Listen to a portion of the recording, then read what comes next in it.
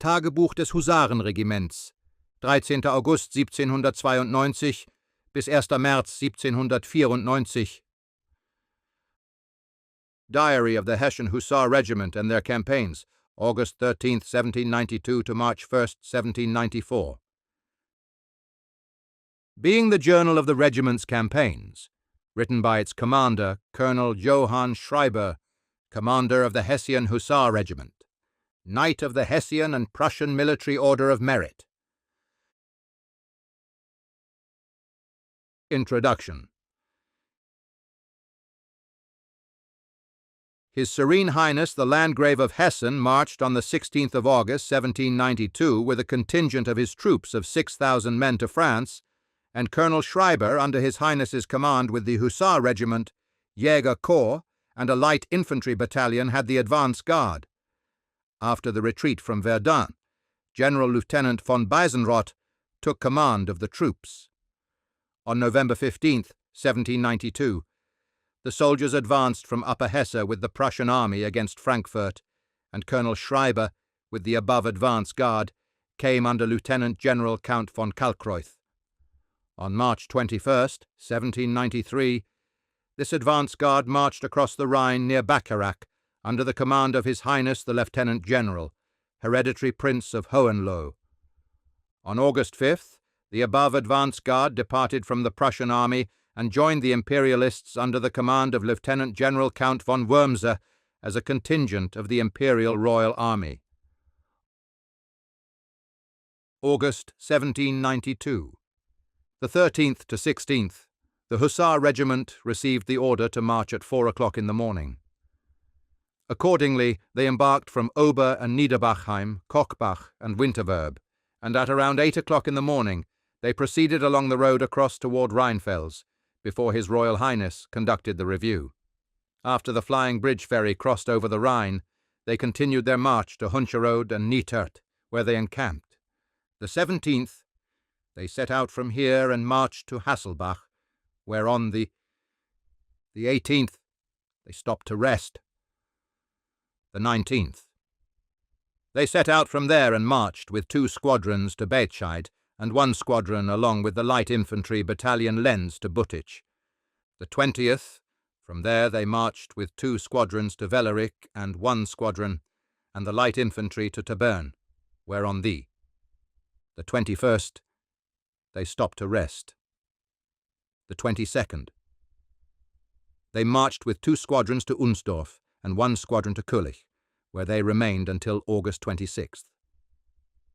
The 27th. From there they set out and crossed the Moselle by Grabenmachen and onward. The 28th. From there they set out and marched up to Luxembourg, where they assembled on the hill before the town under the command of Colonel Schreiber of the Hussar Regiment, Jäger Corps, and Light Infantry Battalion, and at 10 o'clock in the morning they marched in parade through Luxembourg before Archduke Karl. From there, 2 squadrons were marched to Scauweiler and 1 squadron to Springkange. The 29th moved into Longleville, and there on the 30th, a day of rest was held. The 31st, Colonel Schreiber marched with the advance guard to Longuyon, where the 1st squadron was quartered alongside the Jäger Corps. The 2nd squadron was detached to Colmay, and the 3rd squadron to Viviers alongside the light infantry battalion, where they were stationed until September 1st. September 1792. The 2nd.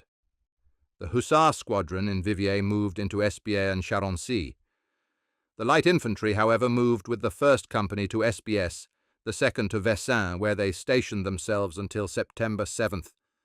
The 8th, Colonel Schreiber received the order, with the leaving behind of a commando that was to stay in Marville, which, however, led by the staff captain Rudolph, was moved to Châtillon de la Baie, to move out with the Hussar Regiment, Eschwege Grenadier Battalion, Jäger Corps, and Light Infantry Battalion Lentz, and march into the area of Mangienne. For that purpose, all the troops mentioned assembled near Billow, and continued their march into the forest near Mangiennes, where this corps bivouacked through the night. The 9th. From there they set out and marched to Grandbras, Vacreville, and Louvemont, where the regiment rested until the 10th. The 11th. The unit marched with the Hussar Regiment, Jäger Corps, and Light Infantry Battalion Lens through Verdun, and from there the march continued to Civry-la-Perche, where one captain joined the regiment with 50 dragoons and Curler Hussars. In Civry-la-Perche, the regiment was quartered, and the patrols were sent out to Clermont. The 12th, Colonel Schreiber received the order from the Honourable Landgrave, His Serene Highness at Hesse, to advance with the light troops toward Clermont in order to cover the reconnaissance which these same honourable men were undertaking with a portion of the troops through Clermont. After the ending of the same, all the troops returned to the camp and their quarters in the evening. The 13th, His Serene Highness set out with the Hessian Corps and occupied the camp on the heights of Vrancourt. The Hussar Regiment and Prussian detachment from the east occupied the village of Vrancourt. Here Colonel Schreiber received the command over the pass of Clermont, which was occupied with the Jäger Corps, Light Infantry Battalion Lens, a Prussian battery, and 60 infantrymen, who relieved each other every 48 hours. The 14th, Colonel Schreiber had the enemy's forward post reconnoitred, which remained quiet until the 16th of September. The 17th, the Imperial General, His Highness the Prince of Hohenlohe, undertook reconnoitring among the right flank of Clermont. Colonel Schreiber had the Jäger Corps, and the Light Infantry Battalion advanced to that end in order to support them. It remained quiet until the 18th. The 19th, Colonel Schreiber had the village of Fletz reconnoitred during the night, whereby the light infantry took 4 enemy men prisoner. The 20th, Colonel Schreiber received from His Serene Highness the order to stand before Clermont under arms early in the morning with the Jäger Corps and Light Infantry Battalion Lens, and to await His Highness there. His Serene Highness the Landgrave set out from the camp of Vrancourt in person, with the accompaniment of His Highness the Imperial General Prince of Hohenlohe, with a contingent of their troops, moving through Clermont in order to reconnoitre the village of Fletz. Here His Serene Highness ordered Colonel Schreiber and the Jäger Corps to cover the reconnoitring of the right flank, and with the light infantry of the left flank, and to march forward against the enemy. His Serene Highness advanced with the Hessian Hussar Regiment, Leib Dragoon Regiment, Eschwege Grenadier Battalion, and the Hessian Artillery. The Prussian Colonel Ruchel followed these troops with 1 howitzer, which was placed behind said troops at a small height, at which point the Imperial Light Cavalry Regiment Kinsky halted with a mounted battery as well as 1 Hungarian infantry battalion that was on the major route.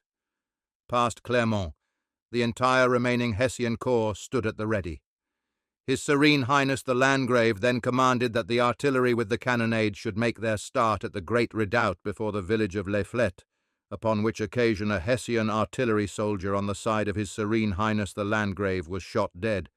Once the enemy position had been reconnoitred, the command was issued to bring the artillery away, and all the troops withdrew back into the camp and quietly reigned until the 25th of September. The 26th, the Hessian Hussar Regiment received, along with the detachment from the east, the order to take Vrancourt, where His Serene Highness had his headquarters, and to occupy the village of Ausville. It was quiet until the 1st of October, October 1792.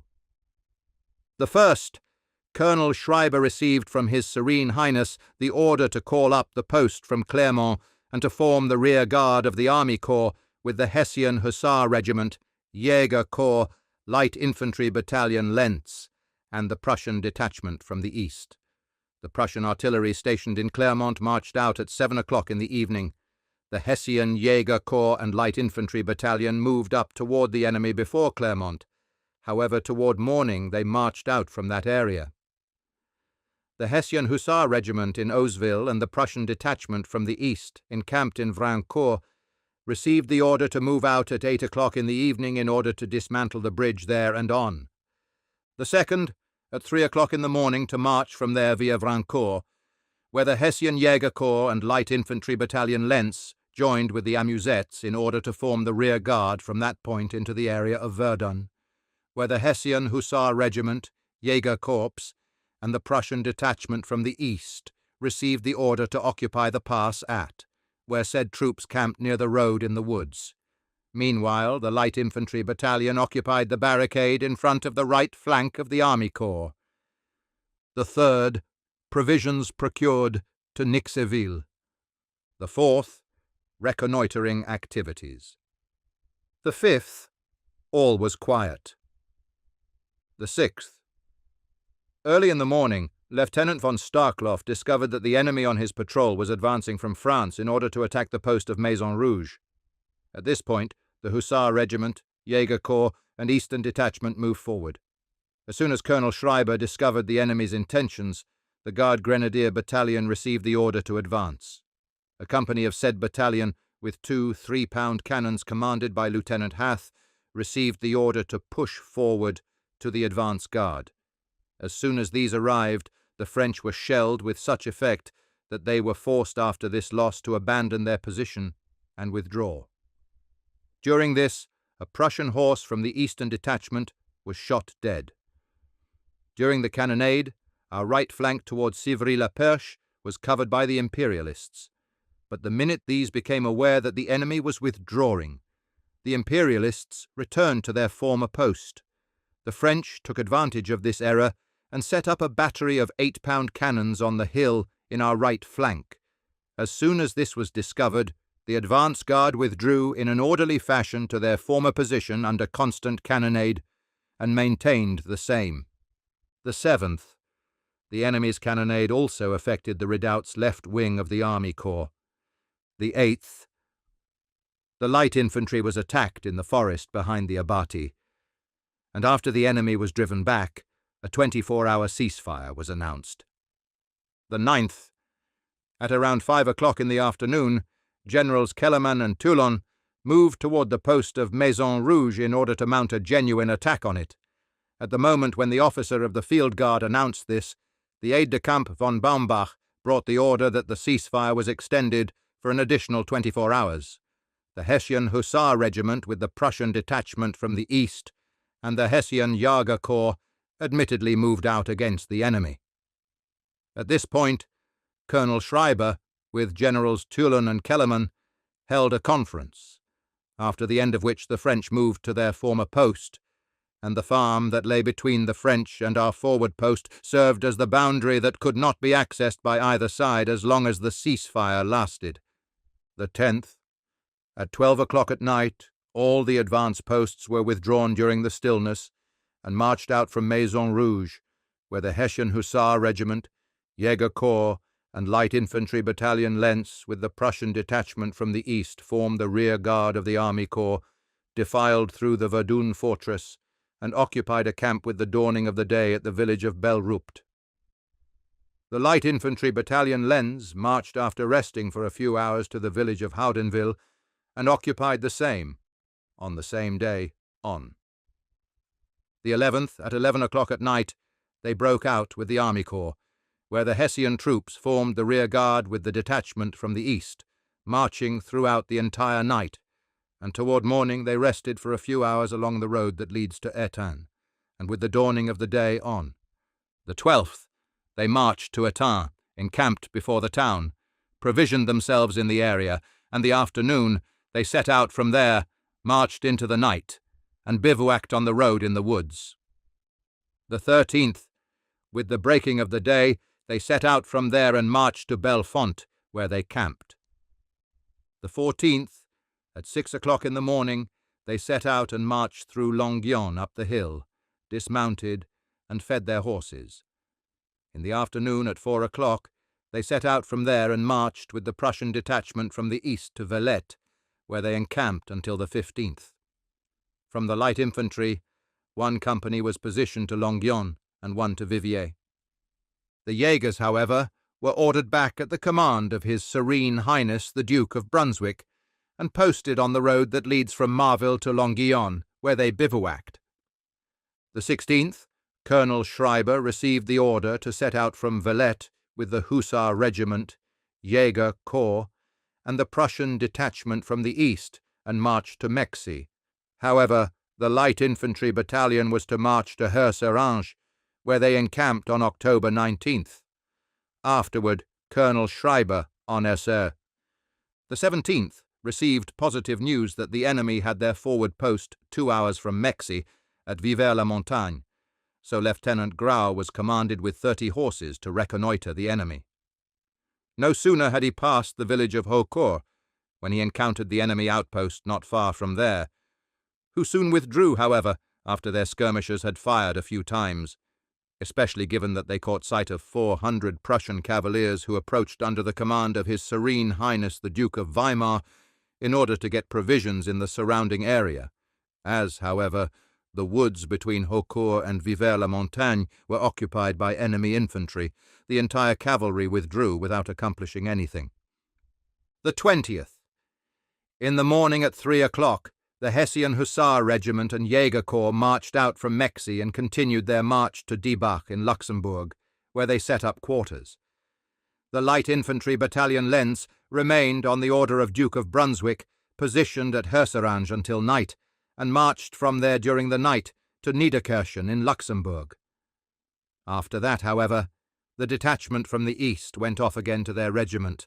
The 21st, the regiment marched to Flaxweiler and camped there. The 22nd marched to Erang. On the march, they retrieved their baggage, then camped there. The 23rd, 2 squadrons repositioned to Salmenir and 1 to Derbach, set up quarters there.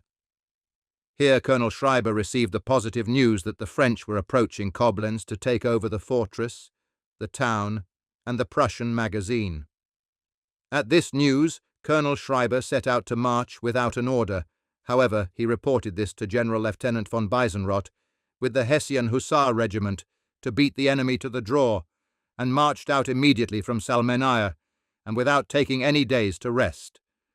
The 24th to Lützerath, the 25th to Pollig, the 26th to Koblenz. Here the Hussar Regiment arrived at 10 o'clock in the morning. They found the entire town and the Prussian magazine there occupied. Immediately the pass near Waldesch was occupied, the field guard by Karthaus was moved out toward the Moselle, and the surrounding area along the Moselle was patrolled. Toward evening the rest of the regiment in Koblenz set up quarters, where they had a day of rest on the 27th. The 28th. At 8 o'clock in the morning they set out from Koblenz and marched to Nauendorf, where they were quartered until November 2nd. November 1792. The 3rd, the Hussar Regiment, set out from Nauendorf. At 9 o'clock in the morning they marched through Koblenz, crossed the Rhine with the Flying Bridge ferry, and marched to Heiligenrode, where they set up quarters. The 4th, to Offheim. The 5th, to Weilburg. The regimental quartermaster, alongside the squad leader and rifleman, was sent ahead an hour in order to set up quarters at Philippstein and Bernbach. Approximately an hour past Weilburg by the Zoological Garden, these men encountered an enemy patrol of 6 men. These were immediately attacked and driven back to a small hill. As soon as the squad leaders and riflemen had reached the hill, they discovered the enemy, who stood arrayed behind the same in the woods. The enemy immediately attacked the squad leaders and riflemen. These withdrew in an orderly manner and with constant firing. The regimental quartermaster was cut off and nearly captured. The enemy took 2 spare horses from Lieutenant Colonel Prince zu Solms. The regimental quartermaster's servant was captured with a horse and all his possessions. While this was occurring, the Hussar Regiment marched through Weilburg across the Lahn River. No sooner had they passed through the town and reached the hill on the other side, when the French took the squad leaders and riflemen at a gallop before the regiment, where the enemy already had the horses of Staff Captain Kellerhaus, who again were chased away from the enemy through the speedy advance of Cornet Bolter, and finally pursued as far as the Zoological Garden. The regiment of Hussars, who did not suspect any enemies, marched up. The Jaegers were likewise approaching. The enemy, approaching with a column from out of the woods, brought 2 8-pound cannons up the hill at a fast trot with the cavalry, which came to stand precisely at the right flank of the Hussar Regiment. The enemy infantry spread out to the right so that our Jaegers and skirmishers were not in a position to occupy the feudal estate and wooded areas that lay to our left. And there the enemy strongly pressed the advance guard, and the hussars and Jaegers were immediately shot at with artillery, forcing the Hussar regiment to withdraw into a depression in order to stand beyond the cannon fire. As the grenadier battalion of Prince von Philippsthal with its cannons had not yet begun their approach, Colonel Schreiber sent over to him through Adjutant Keitel the order to occupy the hill on the opposite side of the town with the cannons in order in case the enemy should attempt to shoot the Lahn bridge down from the hill of the feudal estate, to prevent said grenadier battalion as best as possible from doing this by use of the artillery. The Jaeger Corps and Hussar Regiment, along with the baggage, received the order to go back through Weilburg across the Lahn and to position themselves on the other side of the same on that hill. Colonel Schreiber and Adjutant Keitel, with one non-commissioned officer and 12 hussars, as well as Captain Ochs and Lieutenant von Münchhausen, along with 50 Jaegers, remained by the rear guard in order to observe the enemy precisely. The enemy pushed forward and occupied, with their infantry, the feudal estate and marched forth in front of it. As this now took place, Captain Ochs received the order to occupy the front entrances of Weilburg with 30 Jaegers. Lieutenant von Münchhausen remained with the rear guard with 20 Jaegers. The skirmishers of the enemy were held in check by the Jaegers, such that further advancement on their part was stopped. As the French now saw that the rear guard was not yielding, and the enemy must now exclude the possibility of getting around them, they began to march and withdrew in an orderly manner. Colonel Schreiber followed the enemy to see what route back they would take. As the enemy abandoned its post, Colonel Schreiber ordered that the Grenadier Battalion Prince von Philippsthal move in, occupy the gates, and set up quarters. The Hussar Regiment and Jaeger Corps, however, should camp on the opposite side of the Lahn Bridge. Captain Ochs and Lieutenant von Münchhausen occupied all the roads that led toward the enemy with 50 Jaegers and a field guard of hussars, and things remained calm throughout the night. The regiment lost that day one quartermaster, who was shot dead by skirmishers, and one hussar, who was shot through and through. A cannon shot killed 3 hussar horses, and 3 hussars were injured. The 6th. In the morning at 3 o'clock, Colonel Schreiber received the order from His Excellency Lieutenant General von Biesenroth to set out with the advance guard from Weilburg and march to Zech. Before marching out, Colonel Schreiber had Postmaster Weilburg and a Frenchman arrested there by Adjutant Keitel and taken prisoner due to suspicion. Quartermaster Kraus was buried prior to that in Weilburg, and the Hussar Prossmeyer, who was shot repeatedly, remained behind in the Hussar barracks. The 7th marched to Driedorf and held the 8th day of rest there and on. The 9th marched to Rosdorf. The 10th to Fronhausen. Here Colonel Schreiber's squadron took up quarters. Major von Lesten's squadron moved out to Bellenhausen, and Lieutenant Colonel Prince zu Solms with the vacant squadron to Sickertshausen. Here Colonel and Major von Lesten remained stationed until the 14th. The 15th, Colonel Schreiber marched forward with these 2 hussar squadrons, the Eschwege Grenadier Battalion, Jaeger Corps, and Light Infantry Battalion Lenz, along with 2 cannons and the 2 amusettes from their encampments. The Grenadier Battalion was moved with the 2 cannons to Krofdorf, and Gleiberg was occupied with a commando. The Light Infantry moved toward Fellingshausen and gave a commando to Wetzberg. The 2 squadrons with the Jaeger Corps, however, moved to Rodheim. The 17th, Colonel Schreiber's squadron moved to Krofdorf. The 24th, Major von Lesten's squadron marched from Rodheim to Krofdorf. The 25th, Lieutenant Colonel Prince zu Solms moved forward with the vacant squadron from Sickertshausen to Rödgen. The 26th, at 5 o'clock in the morning, the 2 hussar squadrons moved out from Krofdorf and marched such that they assembled with the Eschwege Grenadier Battalion and Light Infantry Battalion Lenz in the morning at 8 o'clock before Gießen and marched through in parade formation. The regiment drew the vacant squadron back to themselves near Steinbach and continued their march to Wohnbach and Oberhofen, where they encamped. The light infantry battalion Lenz was quartered with half the Hussar regiment to Wohnbach. The 27th to Keichen, where the detachment von Kleist joined the regiment. The 28th to Bergen. Not far from Bergen at the Thorfell Bridge, Colonel Schreiber received the news that a detachment of about 80 infantry and 12 cavalry from the French had moved into Bergen earlier in the evening and were still located there. At this point, Colonel Schreiber and the Hussar regiment and the Prussian detachment von Kleist and 100 men from the light infantry continued their march, with as much protection as possible, into the area of Bergen. At this point, Colonel Schreiber ordered Lieutenant von Starkloff, who commanded the advance guard, to move with the same at a fast trot around Bergen and occupy the gate that leads to Frankfurt. This advance guard was followed by an additional support troop, which included Staff Captain Resius and Lieutenant Keitel. The light infantry had the order to occupy the gate that leads to Hanau and the exit at the district office, and then to attempt, with united forces, to overcome the enemy. As the advance guard reached the gate, when the light infantry and the enemy cavalry were already approaching the advance guard, the enemy infantry that had occupied the town hall was attacked despite this, and everything was cut down that approached from that. The enemy defended themselves bravely at the town hall.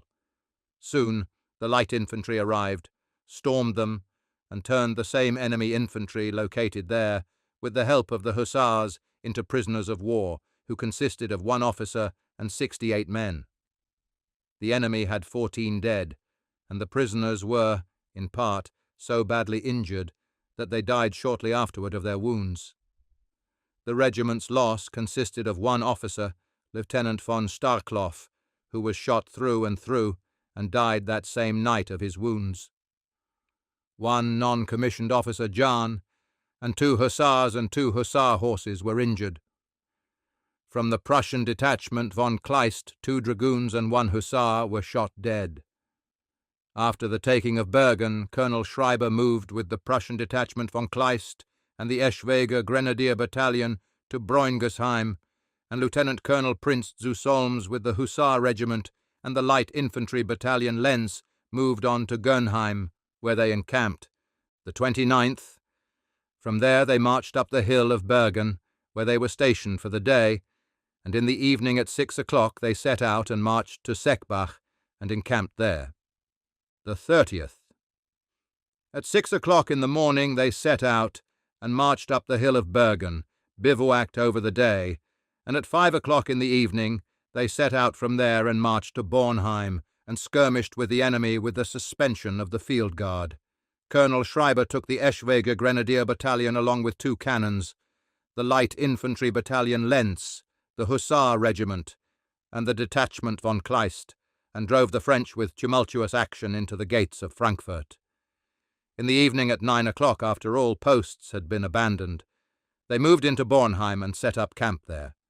December 1792. The 1st of December, day of rest there. The 2nd. At 6 o'clock in the morning the Hussar Regiment assembled behind Bornheim, and at 7 o'clock they marched from there to Frankfurt and attacked it after receiving their instructions. As soon as the gates were captured there, the Hussar Regiment went out with 2 squadrons through Sachsenhausen. Mayor von Leisten went with his squadron to the Bockenheim Gate and pursued the enemy. The Hussar Regiment, upon the occupation of Frankfurt, had 4 injured hussars and 1 injured horse. The hussar named Schick died on the 12th of December of his wounds and was buried there. At 5 o'clock in the evening, the Hussar Regiment, Jäger Corps, and Eschwege Grenadier Battalion received the order to march back to Bornheim and to encamp there until the 5th. The 6th. The Hussar Regiment set out from Bornheim and marched through Frankfurt and Sachsenhausen, where the Darmstadt Light Infantry Battalion von dem Busch joined them with 2 cannons and continued their march to Kelsterbach, where they encamped until January 16th. January 1793. The 17th, the Hussar Regiment received the order to set out from Kelsterbach and march to Rüsselsheim, where the light infantry battalion again joined the regiment. First, however, the Jägers were moved to Königstetten. The brick kiln there was occupied by 1 non-commissioned officer, 12 hussars, and the same number of light infantrymen, and immediately a field guard was formed from these. Similarly, 1 non-commissioned officer and 6 hussars were detached to Bischofsheim and relieved every 2 hours, who were assigned toward Hochheim to patrol Gustavsburg and Ginsheim. Everything remained quiet until January 25th, 1793. 26th of January 1793. The officer commanded from the Hessian Jäger Corps had a message sent from Ginsheim to Colonel Schreiber that the enemy was taking the Flying Bridge ferry from Oppenheim, which was being occupied by troops down the Rhine and toward Mainz, on which occasion the French, although without success, were setting up camp in the village of Ginsheim. The 27th, the enemy made this same attempt from the opposite shore of the Rhine and set up camp in the village of Ginsheim. The officer from the commando there sent word that the enemy had landed on the island on this occasion and was attempting to entrench themselves there. Accordingly, Colonel Schreiber sent the order to Königstetten to Major von Motz that the Jäger Corps with the Amusettes and the detachment von Kleist should arrive at Ginsheim on the 28th at 4:30 in the morning. The 28th. Early in the morning at 3 o'clock, Colonel Schreiber marched out from Rüsselsheim with a detachment of the light infantry, which consisted of Captain Hegemann, 1 officer, 4 non-commissioned officers, and 50 men from the Hussar Regiment, Staff Captain Strobel, and 30 horses, along with 2 6-pounder cannons, in order to support the detachment at Ginsheim. Colonel Schreiber gave the order to Adjutant Keitel to position the 2 6-pounder guns before the village to counter the enemy battery, with the addition that as soon as the enemy began to bombard the village, they should immediately be fired on from these 2 weapons without cease, whereby Captain Hegemann was commanded, along with a portion of the light infantry. Colonel Schreiber took the Jäger Corps and a portion of the light infantry along into the village and had the cavalry halt outside of the same, beyond the cannon fire behind Captain Hegemann. The 2 amusettes were positioned by the rectory to the right and left next to the dam, and in this manner daybreak was awaited. When dawn broke, they discovered that the enemy occupied the island, and the same was presumably, according to a statement by the people, approximately 80 to 90 men strong. Colonel Schreiber had 2 ships brought forth from the Schwarzbach River, and Lieutenant Wolf from the Jäger Corps embarked on that with 15 men in order to land on the island under the protection of the amusettes. As soon as the enemy at its battery noticed this, they tried to prevent this passage and began to shoot their guns. However, as soon as the 6-pounder cannons began firing at them, their battery shot as well. Lieutenant Wolf thus did indeed land under cover of the cannons on this side, and drove the enemy entirely off of the island, at which point through the lunette he was called back with his Jägers and landed in Ginsheim without any losses. The enemy lost 2 men, and 1 boatman was shot dead as they departed. They took their injured under cover of their battery. The colonel fortified this position throughout the day and night with 1 officer and 20 men from the light infantry, an amusette, a Jäger corporal, and 12 Jägers. The remaining troops marched with cannons back into their quarters. During the decampment, the enemy brought heavy artillery on the opposite side of the Rhine from Mainz and Weisenau onto shore, and took over 200 shots without causing great damage. However, in the village of Ginsheim, only the roofs of the tall buildings were damaged by this. After this, things remained quiet until January 30th. The 31st. The enemy continued their antics against Ginsheim from 3 batteries positioned on the other shore of the Rhine, which lasted day after day until February 11th. February 1793. The 12th of February. The detachment officer at Ginsheim announced at noon that the enemy had landed on the island with artillery and 400 infantrymen, and was having the trees on the island cut down. Colonel Schreiber immediately sent Adjutant Keitel there to reconnoitre these activities closely. After receiving his briefing, Colonel Schreiber took a detachment of the light infantry, which consisted of Captain Schaefer, 1 officer and 50 men, and from the Hussars, Staff Captain von Ressius, and 40 horses, alongside 2 6-pounder guns. With this contingent, Colonel Schreiber entered Ginsheim at 2:30 in the afternoon. Unfortunately, the enemy had brought 2 cannons onto the island within this time and placed them so they could shoot at the entrance to the village. Nevertheless, the 2 6-pounder guns were brought into the village at a full trot under the leadership of Colonel Schreiber, from which the enemy took down 1 cannon upon this advance, which was immediately brought to the side. In contrast, such heavy firing took place from the other gun that the enemy could only bring their cannons away with great effort, being forced to leave their ammunition behind. They were driven off the island by stubborn cannon fire and some gunfire, which lasted from 3 o'clock in the afternoon until 6 o'clock in the evening. The enemy's losses could not be ascertained. Our losses consisted of the dismantled cannon already mentioned. In addition, an artillerist had his knapsack shot from off his back, however, without sustaining any further injury. Captain Schaefer remained with his detachment throughout the night with the Jaeger officer, and Staff Captain von Ressius had to occupy the village of Bauschheim with his men and carefully patrol along the Rhine and the surrounding area throughout the entire night. The 2 6-pounder cannons were brought back to the fort in Rüsselsheim. The 13th. At the break of day, when one could see that the enemy had completely evacuated the island, Captain Schaefer had the captured munitions hauled away from there and brought to Rüsselsheim, where the reinforcement detachments likewise moved into their previous quarters. All was quiet during the day. The 14th, His Highness the Duke of Brunswick, sent Colonel Reichel with a mounted detachment and 3 infantry battalions of the Regiment of Prince Ferdinand as reinforcements. During the day things were calm. The 15th, at 2:30 in the morning, the mounted detachment, the Grenadier Battalion, the Regiment of Prince Ferdinand, the Light Infantry Battalion Lentz, and the Hessian Hussar Regiment assembled at Rüsselsheim and continued their march before day broke until Bauschheim, where they were positioned with the Musketeer Battalion of the Ferdinand Regiment and the detachment von Kleist as well.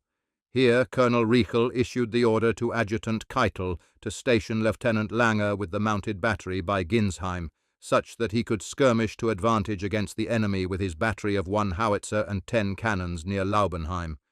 Likewise, Lieutenant Keitel had the assignment of leading the 2nd battery of 4 cannons of the Ferdinand Regiment in order to set them up against the enemy's flank.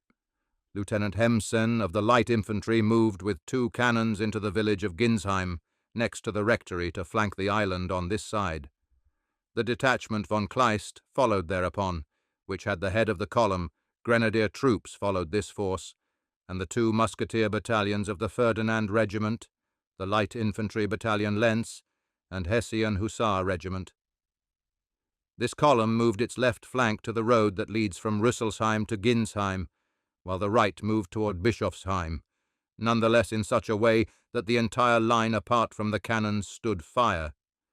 The 2 batteries before Ginsheim had the order to wait to fire their cannons until the enemy answered the signal from Laubenheim in the village of Ginsheim, which was then also answered at the 5th cannon shot that occurred in the village of Ginsheim, with 2 enemy shots. At this point, the 2 batteries began, at 5:30 in the morning, to bombard Laubenheim with the effect that the enemy was not in a position to respond to a cannon shot against them. The gunfire lasted for 3/4 of an hour, and after it ended, the batteries were led away and moved off to Trebur. The Hessian Jäger Corps and detachment von Kleist were moved to Astheim, the Light Infantry Battalion Lentz, with 60 horses from the Goltz Hussar Regiment, to Bauschheim. The Guard of Bischofsheim was reinforced from Rüsselsheim by 1 officer and 23 men from the 1st Battalion of the Regiment of Prince Ferdinand, which received its encampment in Rüsselsheim after this exchange of gunfire. The 2 other battalions, however, were moved to Hasloch, Königstetten, and Trebur. The 16th, the enemy reconnoitred the island near Ginsheim and cut down the trees on the opposite bank. It remained quiet during the day. The 17th, His Serene Highness the Duke of Brunswick, Prince Louis of Prussia, His Excellency the Lieutenant General of Kalkreuth, and General von Manstein were in Rüsselsheim, inspected the fort here, and all proceeded from here to Bauschheim and Ginsheim, where they commanded that 3 batteries be erected in the latter. The 18th, everything was quiet. The order was issued that a pontoon bridge would be put up behind the fort near Rüsselsheim across the main river toward Flörsheim, with which they got started immediately. The 19th, His Highness the Duke of Weimar, and Prince Louis, along with his suite, arrived in Rüsselsheim to occupy the fort. Then they proceeded to Bauschheim and Ginsheim and reconnoitred the area. The French landed on the island and fired 2 cannon shots at the battery set up in Ginsheim. The Duke wanted to see them answered, but as the French abandoned the island with haste, it was quiet throughout the day. 20th, His Excellency the Lieutenant General von Kalkreuth, with Colonel Schreiber, rode out from Rüsselsheim to reconnoitre at Schönauer Hof, Königstatten, and Astheim. Toward noon, the officer of the detachment at Ginsheim had the announcement made that the enemy was once again located on the island, with 300 infantrymen, at which His Excellency the Lieutenant General von Kalkreuth gave the order that the mounted battery encamped in Trebur was immediately to be brought to Ginsheim and the enemy to be fired upon. Colonel Schreiber, who had reconnoitred the enemy from the high river island, gave the signal to fire the cannon. This took place with such a promising effect that the enemy immediately left the island with undeterminable losses. After the cannonade ended, at the order of His Excellency Lieutenant General von Kalkreuth, 4 cannons were moved from the mounted battery near Bauschheim, the others to Schönauer Hof. The 21st, the pontoon bridge over the Main near Flörsheim was completed.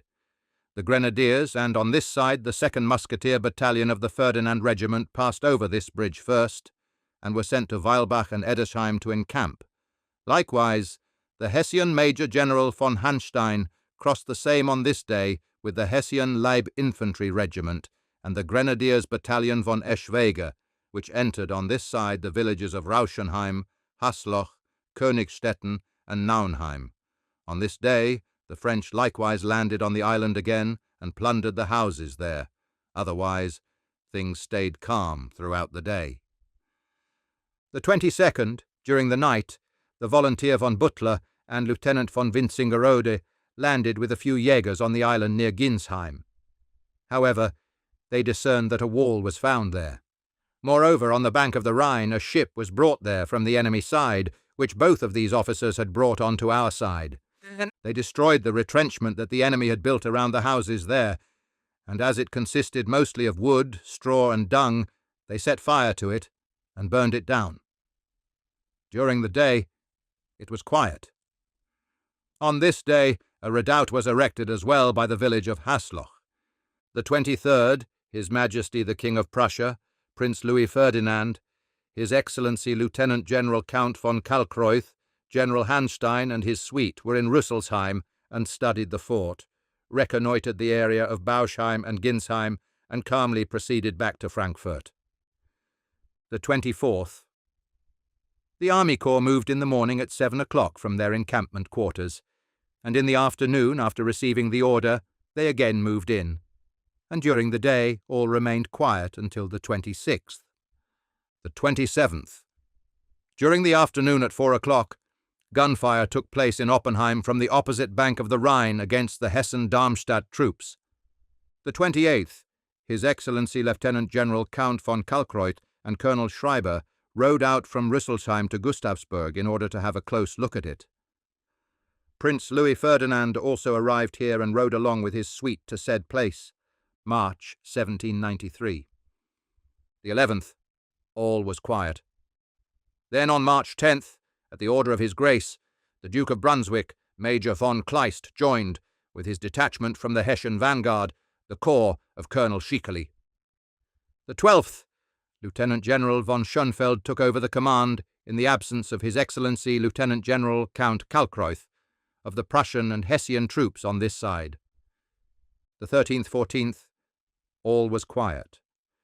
On the 14th, Lieutenant General von Schönfeld reconnoitred the advance post with Colonel Schreiber, and all remained quiet until the 19th. The 20th, the Hussar Regiment received the order from His Excellency Lieutenant General von Biesenroth to join on the 21st with the Jaeger Corps and Light Infantry Battalion Lentz, the corps of His Highness, the Hereditary Prince of Hohenlohe.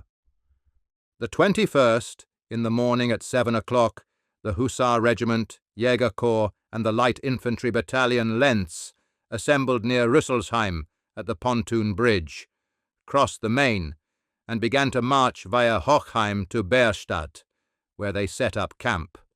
The 22nd, at 6 o'clock in the morning, they set forth from Bärstadt and marched through Wiesbaden, Langenschwalbach, Marberschein, and Langscheid, where Lieutenant Colonel Prince Zusolms came to be stationed with his squadron at Marberschein. The two squadrons of Colonel Schreiber and Major von Lesten came to lie in Eggenroth, where they encamped. The 23rd, at 7 o'clock in the morning, the Hussar Regiment assembled on the road between Langscheid and Eggenroth and marched from there to Ranzel, where the regiment had a rest day on the 24th and foraged at Kaub. The 25th, early in the morning at 4 o'clock, the regiment started from Ranzel and continued their march via Kaub along the Rhine to Bacharach, where they crossed the Rhine over the pontoon bridge and continued their march via Rheinbellen to Renscheid, where they encamped. The 26th, at 6 o'clock in the morning, they set out and continued their march via Ellen, the Utto Hut, Sule Hut, Seibersbach, Dörrebach, to Schöneberg, where the Jaeger Corps and Light Infantry Battalion Lentz again joined the regiment and encamped in Schöneberg. The 27th, at 4 o'clock in the morning, they set out at Schöneberg and marched to Dachsweiler, where the corps of the Hereditary Prince of Hohenlohe formed in order of battle and marched off in column with platoons to the right, and thus passed across the most difficult mountains and routes, attacked the enemy at the heights of Weiler, and forced them with an energetic skirmish to take flight, and drove them completely away. The enemy had 80 dead men and around 273 prisoners taken, among whom General Neubinger and 30 officers were found. 5 cannons were taken, of which the Hessian Jaeger Corps got 2. After the attack ended, they encamped at Weiler. The 28th. At 2 o'clock in the morning, the French were aroused by gunfire from heavy guns in Bingen, and so stunned that they forgot to blow up the bridge excavated by them across the Nahe River, and relinquished their post without resistance, which the Prussians immediately occupied. The Hessian Hussar Regiment, Jaeger Corps, and Light Infantry Battalion Lentz set out in the morning at 8 o'clock from their camp near Weiler, and marched to Rommelsheim, where they encamped.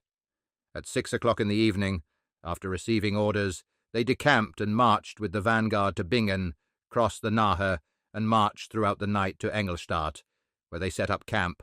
The 29th, after receiving orders, in the morning at 11 o'clock they set out from there, marching with the Jaeger Corps and Light Infantry Battalion Lentz, along with the Prussian Battalion von Renoir, to Ufhofen, where they encamped. The 30th. At 5 o'clock in the morning, they set out from Ufhofen and assembled by Arnsheim at the headquarters, where the corps formed in order of battle and marched off with platoons to the right. The Prussian Hussar Regiment von Wolfrath, the Hessian Hussar Regiment, and the Prussian Hussar Regiment von Köhler formed the vanguard with 4 mounted cannons. The enemy, who had gotten into position in Alzheim on the Old Rhine, was overcome, and approximately 80 men were taken prisoner there. Just as the enemy was driven out of Guntersblum, Eich, Hamm, and Ebersheimer Hof, and pushed back to Worms. At around 5 o'clock in the evening, the enemy attempted to push through with 8,000 men near Alzheim on the Old Rhine, as they wanted to liberate themselves before the siege of Mainz, but which attempt failed with significant losses. The first attack occurred at the king's headquarters, but was responded to there such that they suffered at least 500 dead on the battlefield, and 1,200 men were taken prisoner, along with 6 cannons and a war chest of 40,000 Reichsthalers. The Hessian Hussar Regiment had on this day 8 dead horses. 1 officer, 4 hussars, and 8 horses were injured.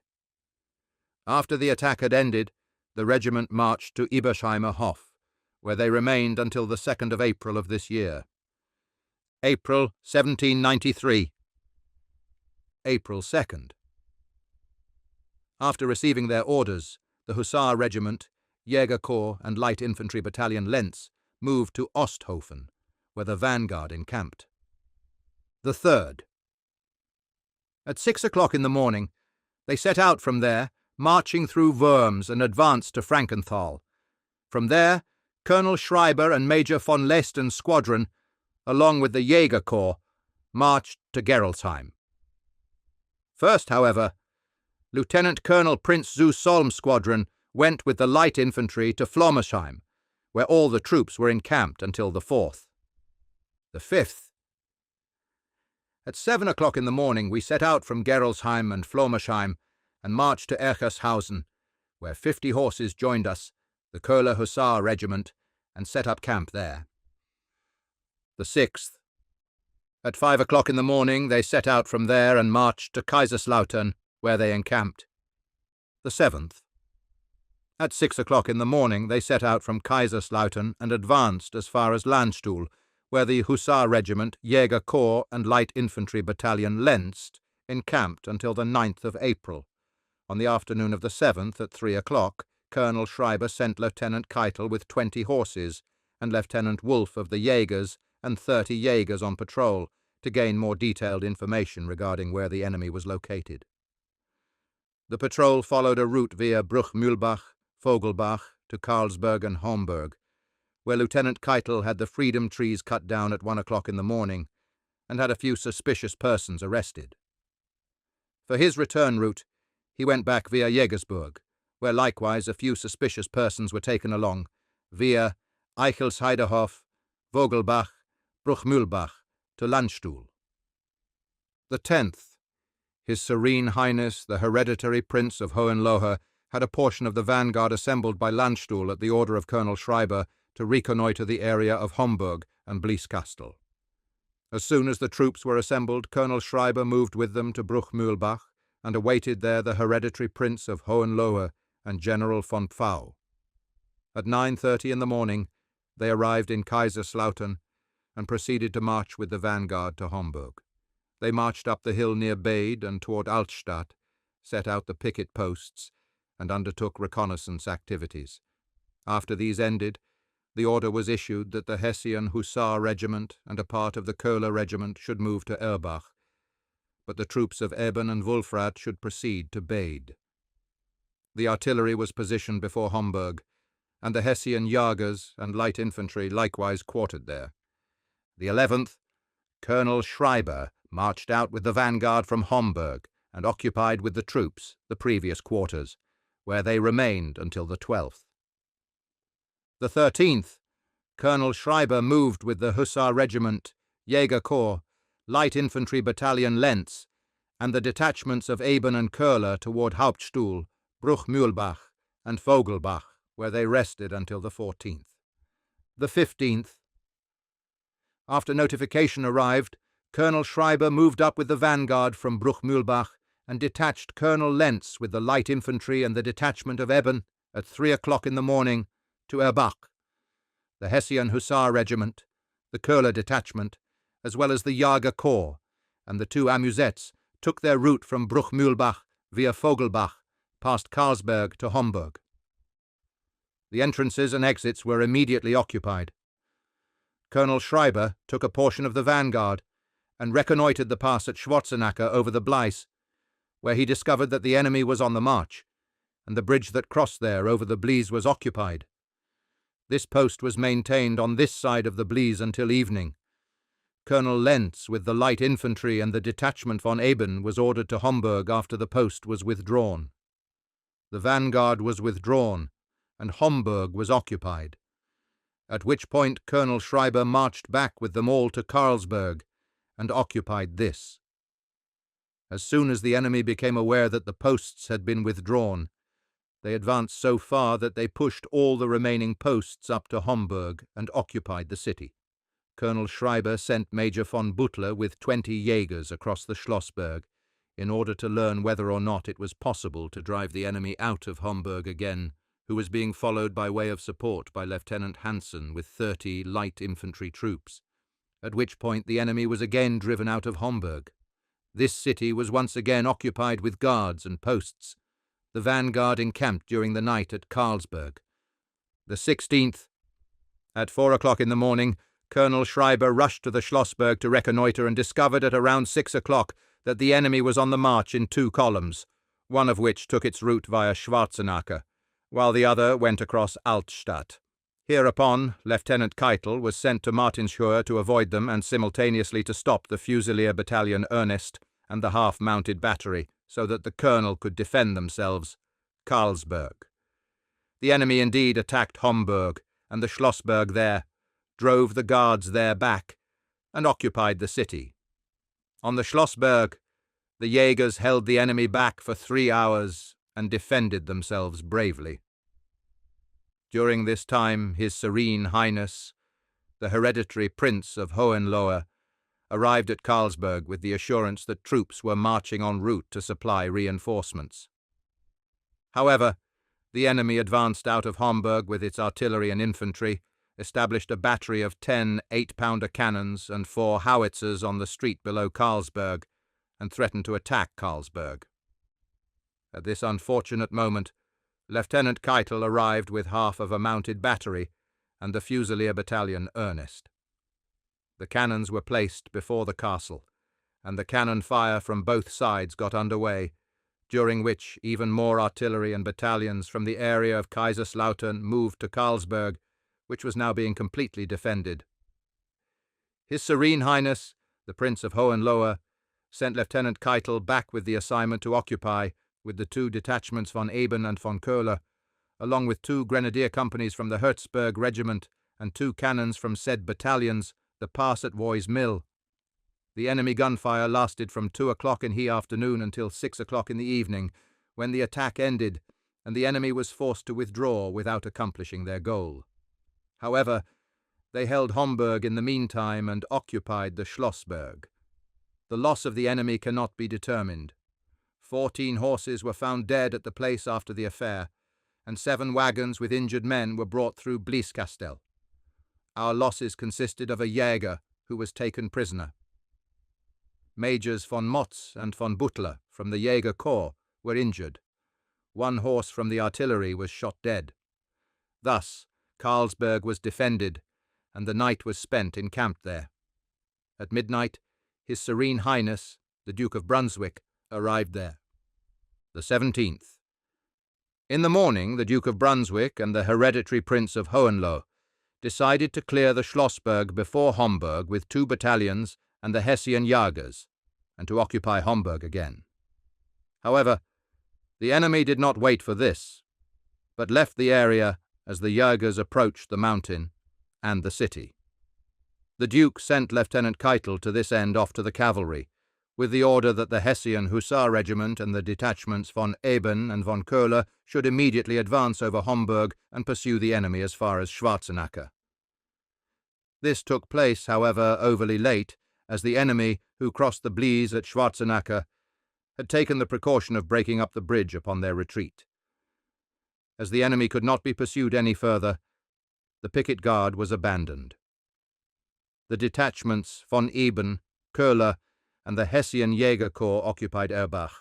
The Hessian Hussar Regiment, Light Infantry Battalion Lenz, the Prussian Jägers, and the Fusilier Battalions von Müffling and von Datten occupied Homburg and were quartered there. The Duke of Brunswick travelled then back to Kaiserslautern.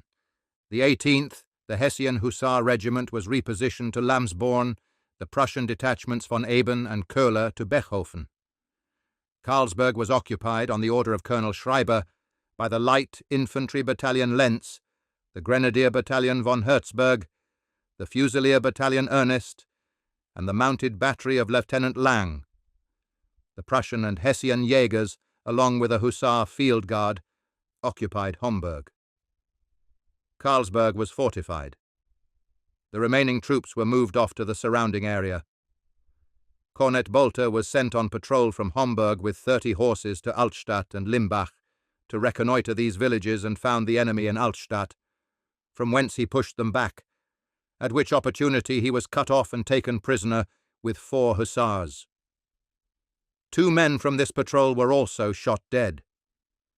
The patrol returned and brought 5 men and 5 horses with them, which they took as prisoners of war. His Serene Highness the Hereditary Prince of Hohenlohe rode off in the afternoon from Karlsberg to Kaiserslautern. The 19th. The French moved into the camp, whereby their right flank proceeded to Schwarzenacker and the left to the pond behind Limbach, and threatened to seek to undertake something against Karlsberg. However, things remained calm during the day, and the troops were quartered at Karlsberg. General von Pfau rode then from Karlsberg to the headquarters in Kaiserslautern, and everything remained calm until April 24th.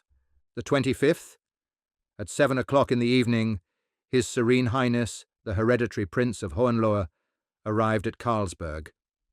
The 26th, at 4:30 in the morning, His Serene Highness, the Hereditary Prince von Hohenlohe rode, accompanied by Colonel Schreiber and his suite, via Homburg to the hills at Schwarzenacker, and proceeded from there to Zweibrücken, where along the way General Wolfrat met the same. His Serene Highness reconnoitred the camp at Hornbach and the surrounding area, after which they went back to the Keeshofen fortification, where General von Pfau arrived and discussed with the princes mentioned. These same men proceeded from there to Karlsberg, and likewise took a look at the fortifications there, and after their midday meal they proceeded back to Kaiserslautern, while General von Pfau remained and took up his headquarters. The 27th. His Serene Highness the Duke of Zweibrücken, his wife and suite arrived at 10 o'clock in the morning at Karlsberg. At 1 o'clock in the afternoon, His Royal Highness the King of Prussia, the Hereditary Prince of Hohenlohe, the Prince von Nassau-Siegen, and Count von Bischofswerder likewise arrived there, subjected their fortifications to inspection, and His Majesty himself travelled, along with all the lords present, having partaken of their midday meal, in the evening at 7 o'clock back from Karlsberg to Kaiserslautern. The 28th. In the morning it was discovered that the enemy had left their camp at Limbach, yet continued to occupy Limbach and Altstadt. During the day things remained quiet. Cornet Bolter, along with the Hussar Kellner, was, on word of honour, not to serve again until an enemy officer and a common soldier were exchanged for him, released from imprisonment by the enemy, and brought to Karlsberg by a trumpeter. The 29th. His Serene Highness, the Hereditary Prince of Hohenlohe, arrived at Karlsberg in the morning, then took 1 captain and 50 infantrymen, along with 2 mounted cannons from Lieutenant Lange, reconnoitred Altstadt, and Limbach, with a few squadrons of Köhler's hussars, drove the enemy out of there and occupied both places. Soon after, a fortification was erected at Altstadt and occupied with 2 cannons. His Serene Highness proceeded then to Karlsberg and set off on the return journey at 6 o'clock in the evening to Kaiserslautern, and everything remained quiet until the 3rd of May. May 1793. The 4th, the Fusilier Battalion. Ernest moved from Karlsberg to Erbach, and the 1st Battalion von Herzberg moved from Bruchmühlbach and Vogelbach, in their place, back at Karlsberg. All was quiet until the 8th of May. The 9th. At 6 o'clock in the afternoon, His Imperial Majesty, the Crown Prince of Prussia, arrived at Karlsberg. The 10th. His Serene Highness, the Hereditary Prince of Hohenlohe, and the Prince of Baden arrived at Karlsberg at 4:30 in the morning. After breakfasting, the Crown Prince and the remaining lords inspected the fortifications, then proceeded to Keschhofen and Martinshöhe, and from there back to Kaiserslautern, and everything remained calm until the 13th of May. The 14th. His Serene Highness, the Hereditary Prince of Hohenlohe, transferred his headquarters from Kaiserslautern to Karlsberg, and General Pfau moved from there with the regiment of Count von Herzberg to Martinshöhe and the surrounding area. The 15th, His Serene Highness, the Hereditary Prince of Hohenlohe, had the enemy post of Neukirchen attacked and removed by Colonel Seckeli. On this occasion, 3 officers and 43 men from the enemy were taken prisoner. The post was held throughout the night, and everything remained calm until the 16th of May. The 17th. Toward noon, The enemy was spotted advancing in 3 columns and threatening to evade the post at Karlsberg. However, the enemy intended to remove the post at Altstadt with 2 cannons, but this last mustered in at just the right moment. The enemy failed and then encamped to either side of the River Blaise. All was quiet during the night. The 18th.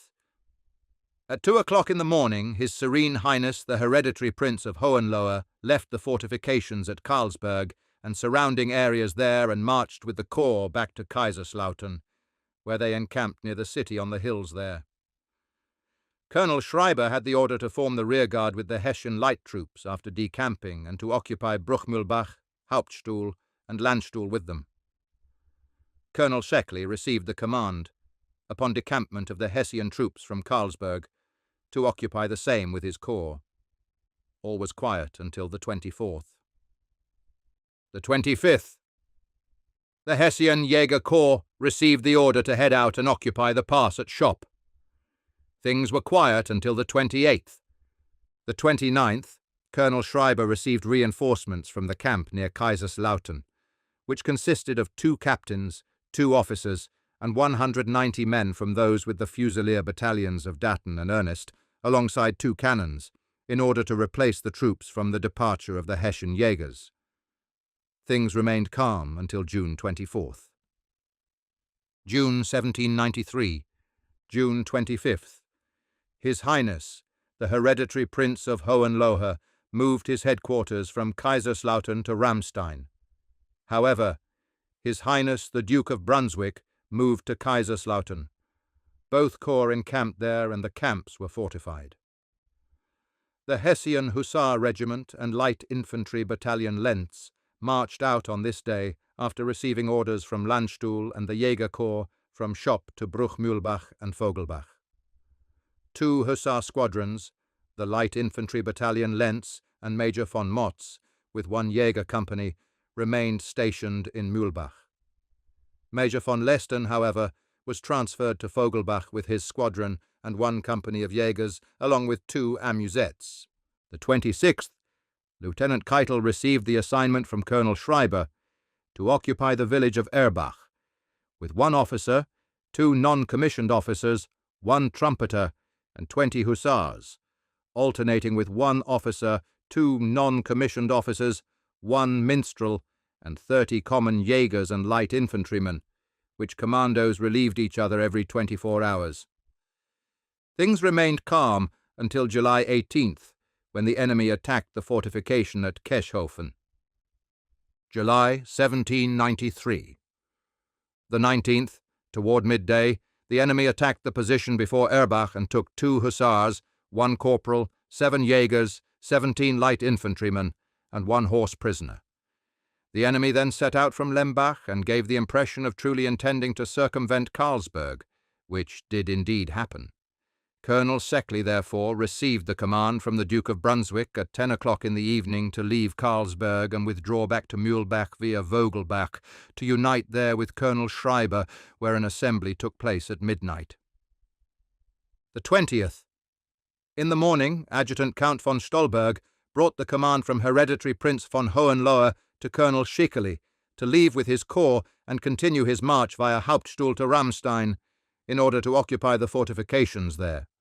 On the other hand, Colonel Schreiber was to form the rear guard from Mühlbach with the Hessian light troops and continue his march via Vogelbach and Ramstein to Rodebach. Here they camped and occupied the town. Major von Motz with the Jäger Corps was also detached on the order of His Highness the Hereditary Prince von Hohenlohe, with General Lieutenant von Eben to Siegelbach. The 21st, Colonel Schreiber marched with the Hussar Regiment and Light Infantry Battalion Lentz from Rodenbach to Wolfstein. Here, after the outposts were relieved, they set up camp. All was quiet until the 25th.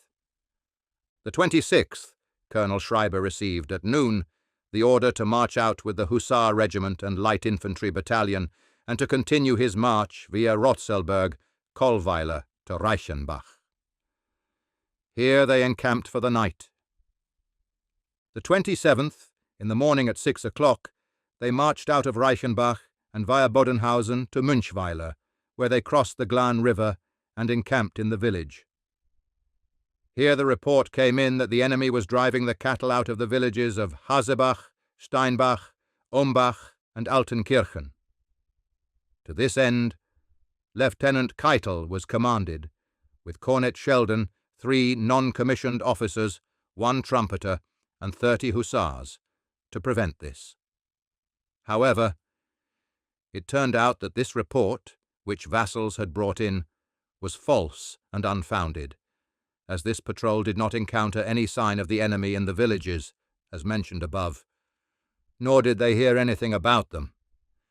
Things thus remained quiet. The 28th, the Jaeger Corps rejoined the regiment and was transferred to Krumbach, where they set up quarters.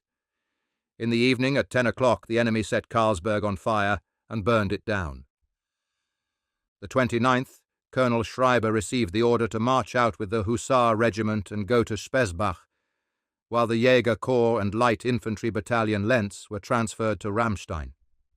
The advanced posts of the light troops were sent to Börspon and Brücken.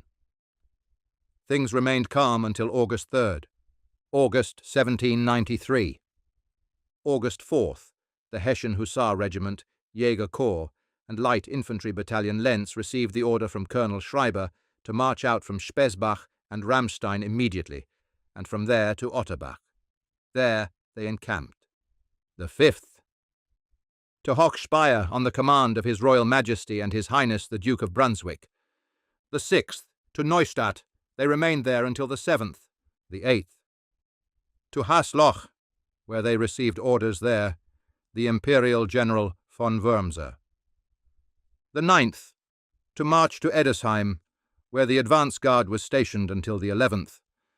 The 12th, they marched out from there into Offenbach, where 1 company of the Light Infantry Battalion Lens, 1 officer, 2 corporals, 1 trumpeter, and 24 Jaegers were detached to Merlenheim to be stationed under the command of the Imperial Major General von Mészáros.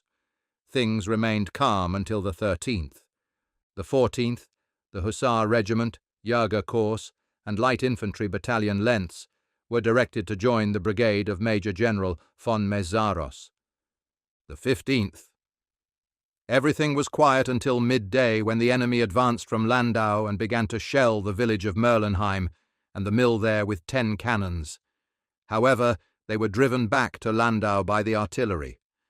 The light infantry lost 1 man by the name of Brenner from the Lieb Company in this event, whose leg was shot off in Merlenheim by a cannon, from which he perished the next day in Offenbach. Things stayed quiet until the 18th. The 19th. At 6 o'clock in the evening, Colonel Schreiber received the order to march out from Offenbach immediately with the Hessian light troops and march to Rielsheim, via Ottersheim, where he arrived at midnight in the Imperial camp. The 20th. At 2 o'clock in the morning they left from there and marched up to Rheinzabern, where the brigade assembled in battle order at 4 o'clock in the morning. At 5 o'clock, as dawn broke, the enemy was attacked at Jockgrim on their right flank at their fortifications and barricades, and after stubborn resistance, with the loss of their artillery, consisting of 1 howitzer and 5 cannons, they were driven out from there. They had many injured and dead, including General Iller, who was shot dead by a Hessian Jaeger. Upon the storming of the fortification and the barricades that took place by the Jaeger Corps and the light infantry, Captain von Münchhausen and Lieutenant Wolf each captured 1 cannon. The enemy also lost, in addition to these, all of their artillery horses, munitions, and tents, and they were pursued throughout the day to the other side of Wörth through the Bienwald forest. The Jaeger Corps lost on the day of the attack. Lieutenant Winzingerode and 1 Jaeger were killed, and 7 Jaegers were injured, with 1 corporal and 1 Jaeger having gone missing. The Light Infantry Battalion Lentz lost 4 men who were killed with wounded men, Colonel Lentz, Captain Resius, Lieutenant Hansen, and 9 men, and at this point they set up camp near Wörth. The 21st. At 6 o'clock in the morning, the enemy attacked the village of Wörth again, with 1 howitzer, 9 cannons, and 4,000 men. However, they were received such that they had to abandon all their artillery, and beyond this, they suffered many dead and wounded. In addition, 60 men were taken prisoner. The light infantry seized during this affair 2 cannons, of which the battalion under Lieutenant Wetzel had 1 captured. On that day, this battalion lost 4 dead and 13 injured men. Nevertheless, after the battle, they pursued the enemy beyond the barricades up to Lauterburg. Finally, in the evening, they moved into an encampment near the village of Bischelberg, where things were quiet until August 26th, the 27th. At 2 o'clock in the morning, the Hussar Regiment, Jäger Corps, and Light Infantry Battalion Lentz marched from the camp near Bischelberg, where the Jäger Corps and Light Infantry Battalion, in accordance with the order given, formed the advance guard, and the Hussar Regiment formed the rear guard with the Heavy Brigade from the Army Corps. General Wurmser had the enemy attacked at the Bayernwald forest between Scheidt and the village of Steinfeld, who abandoned Bayernwald after stubborn resistance and were forced to retreat to their fortifications at Steinfeld and Geisberg Hill, where the cannonade lasted for 4 hours, and as night fell, a camp was set up between Dierbach and Freckenfeld. The gunfire ended at 5 o'clock, without anything decisive taking place. The headquarters of General Wurmser were moved to Dierbach. The Hessian Jäger Corps and Light Infantry Battalion Lentz were stationed in Bayernwald Forest. The Hessian Hussar Regiment, however, was encamped in the line near Dierbach. The Jäger Corps lost during the day 1 man who died, 4 wounded, and 3 missing in action. From the Light Infantry, Sergeant Hassel and 1 private were injured. After that, things stayed calm until the 30th of August, when the headquarters of General Wurmser were moved from Dierbach to Freckenfeld. The 31st, the Hessian Hussar Regiment received the order to march out from the camp by Dierbach and move to the village of Scheidt, where an Imperial Lieutenant Colonel Prechian and a division of the 2nd Slavonic Battalion, along with 2 3-pounder cannons, were stationed, who occupied the village, on the orders of Colonel Schreiber, simultaneously with the Hussar Regiment. The Hussars were quartered there, and all was calm until the 1st of September 1793. The 2nd, towards noon, the enemy began to shell the village of Scheidt with 6-pounder cannons from their battery near Steinfeld, which forced the Imperial Infantry and the Hussar Regiment to abandon their quarters and encamp behind the village beyond the range of the cannon fire. However, the village was held. The Imperialists suffered 2 injuries during this, one having had his leg shot off, the other his arm. After that, things stayed quiet until the 4th. The 5th. The Imperialists attacked an enemy infantry detachment between Niederradebach and Wolmersweiler at midnight, which consisted of 200 men, of whom 1 captain, 2 officers, and some 40 men were cut down, and 1 captain, 1 officer, and 4 privates were taken prisoner and brought to the headquarters. The remaining soldiers escaped through flight, thanks to the help of nightfall and the vineyards. It was quiet until the 6th. The 7th. At 5:30 in the morning, the enemy attempted, aided by page missing, stood under fire until 7 o'clock, when the army withdrew to their camp. The Jäger Corps suffered 1 wounded corporal and 1 injured Jäger, and the Light Infantry 1 injured man during the day. Things remained quiet throughout the night. The 13th. In the early morning, the enemy made an ominous attempt. However, an extraordinary fright occurred among their ranks when they found General Hussar at the ready, so that they left their barricades and ran in disarray to Lauterburg, closed the gates, and rang the storm bells there. The cause remained unknown. The 14th. The enemy initiated an attack with 15,000 men against General Pejachevich near Busenberg, whereby General Pejachevich was forced to withdraw upon the approach of the enemy with the corps standing under his command, which consisted of 2,500 men, being unable to maintain this position without aid. They were troubled by constant cannon and gunfire as they withdrew, finally halting in Vorderweidenthal. Here the exchange of cannon fire ensued, and the enemy finally withdrew, at which point General Pejachevich marched calmly to Anweiler during the night. The losses on both sides were said to be great. On that same day, the enemy attacked the Duke of Brunswick between Bitch and Pirmasens.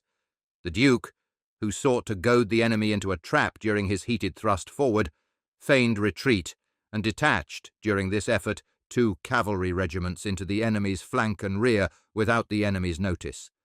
At this point, when the moment was right, he halted and attacked the enemy both from the front and back with the 3 detached cavalry regiments, thus totally defeating them. During this attack, he lost some 3,000 men who were killed, 2,000 taken prisoner, 14 4-pounder and 3 8-pounder cannons, and 2 howitzers, 5 munitions stores, and an entire 3 days' worth of provisions for the army.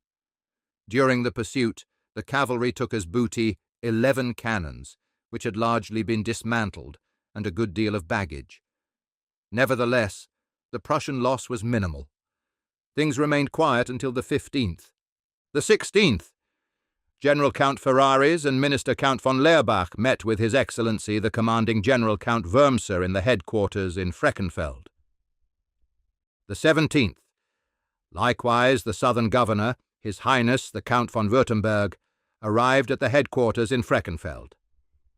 The 18th. At 5:30 in the morning, the enemy attacked the Hessian Jäger Corps at Bienwald Forest, and light gunfire reached all corners of Bienwald. The enemy sought to break through the 2 positions at Hagebach and Bischelberg on this date by force. However, they were denied both by General Jellachich and General Hussar, both of whom commanded positions, such that they abandoned their effort and were driven back to Lauterburg. Nevertheless, the enemy's losses were considerable. The 19th. At 6 o'clock in the morning, the enemy mounted a general attack on Bienwald Forest. First, they attacked the Hessian Jägers, who held the enemy off from 6 o'clock in the morning until 6:30 in the evening, although they had the Imperial infantry under fire in Bienwald, and before these troops received fresh ammunition, the enemy attacked the village of Schied and set it on fire, burning down 2 houses and 5 barns. The Hessian Hussar Regiment and the Imperial infantry were forced to abandon their camp behind the village and stationed themselves behind the same out of reach of the cannon fire, and it seemed as though the affair would take on another direction. The entire army formed under arms, and the cavalry lined up on the plain near Scheid. The attack in Bienwald grew serious, and the enemy was forced back. The cavalry on this side advanced. The enemy cavalry, which had advanced under the protection of their batteries at Steinfeld, was attacked and beaten. As soon as the enemy saw that the cavalry on this side was close enough, they received such heavy canister and howitzer fire that they were forced immediately to withdraw. In this attack, the Hessian Hussar Regiment lost 2 men and 1 horse that were killed. Staff Captain von Ressius lost his right arm to a 16-pounder cannonball, which injury caused his death on October 4th in Rheinsabern. 1 hussar was injured, and 2 men were taken prisoner. After the attack, the entire cavalry withdrew from the cannon fire. As the cavalry attack was not successful, the enemy took new courage and sent fresh troops toward 5 o'clock in the afternoon into Bienwald Forest, seeking to penetrate through the Hessian Jägers by force, which they then actually succeeded in doing at 7 o'clock in the evening, as the Jägers, who had no hope of getting either ammunition or support and were attacked by superior infantry forces and also heavy cannon fire, had to abandon their post to the enemy. The enemy immediately set fire to the Jager huts, erected from word cut off, with shouts of joy, and remained stationed at this post throughout the night. The Jagers received the order from General Wurmser to march back to Limesheim and supply themselves with the necessary ammunition. The Jager Corps suffered on this day 2 dead and 5 wounded Jägers, of whom 2 had their legs shot off. The light infantry battalion suffered injuries, Lieutenant Hansen and 5 men. The enemy losses amounted to several dead and wounded. The Hussar Regiment withdrew after the attack at 8 o'clock in the evening to the camp at the headquarters in Freckenfeld. During the night, it was decided that the enemy should be driven out of Bienwald Forest the next day, to which end fresh battalions were commanded and sent to relieve the battalions stationed in Bienwald Forest during the night. The 20th. At 6 o'clock in the morning, the enemy was attacked with 15 infantry battalions in Bienwald, and within 1 hour the entire forest was cleared of the enemy. At this point, the previous position was taken and held. The enemy lost 400 dead and injured. 31 men were taken prisoner. The 21st, the Hessian Hussar Regiment was transferred to Hohenfeld on the order of the commanding General Count Wurmser, where they were quartered until receiving further orders. All was quiet until September 25th. During these 4 days, both in the Bienwald Forest and before the front of the camp, flèches and fortifications were erected against the enemy batteries. The 26th. At midnight, the Imperialists attacked an enemy detachment between Freschenhof and Otterbach, which was ordered to protect a battery of 5 cannons to be prepared during the night.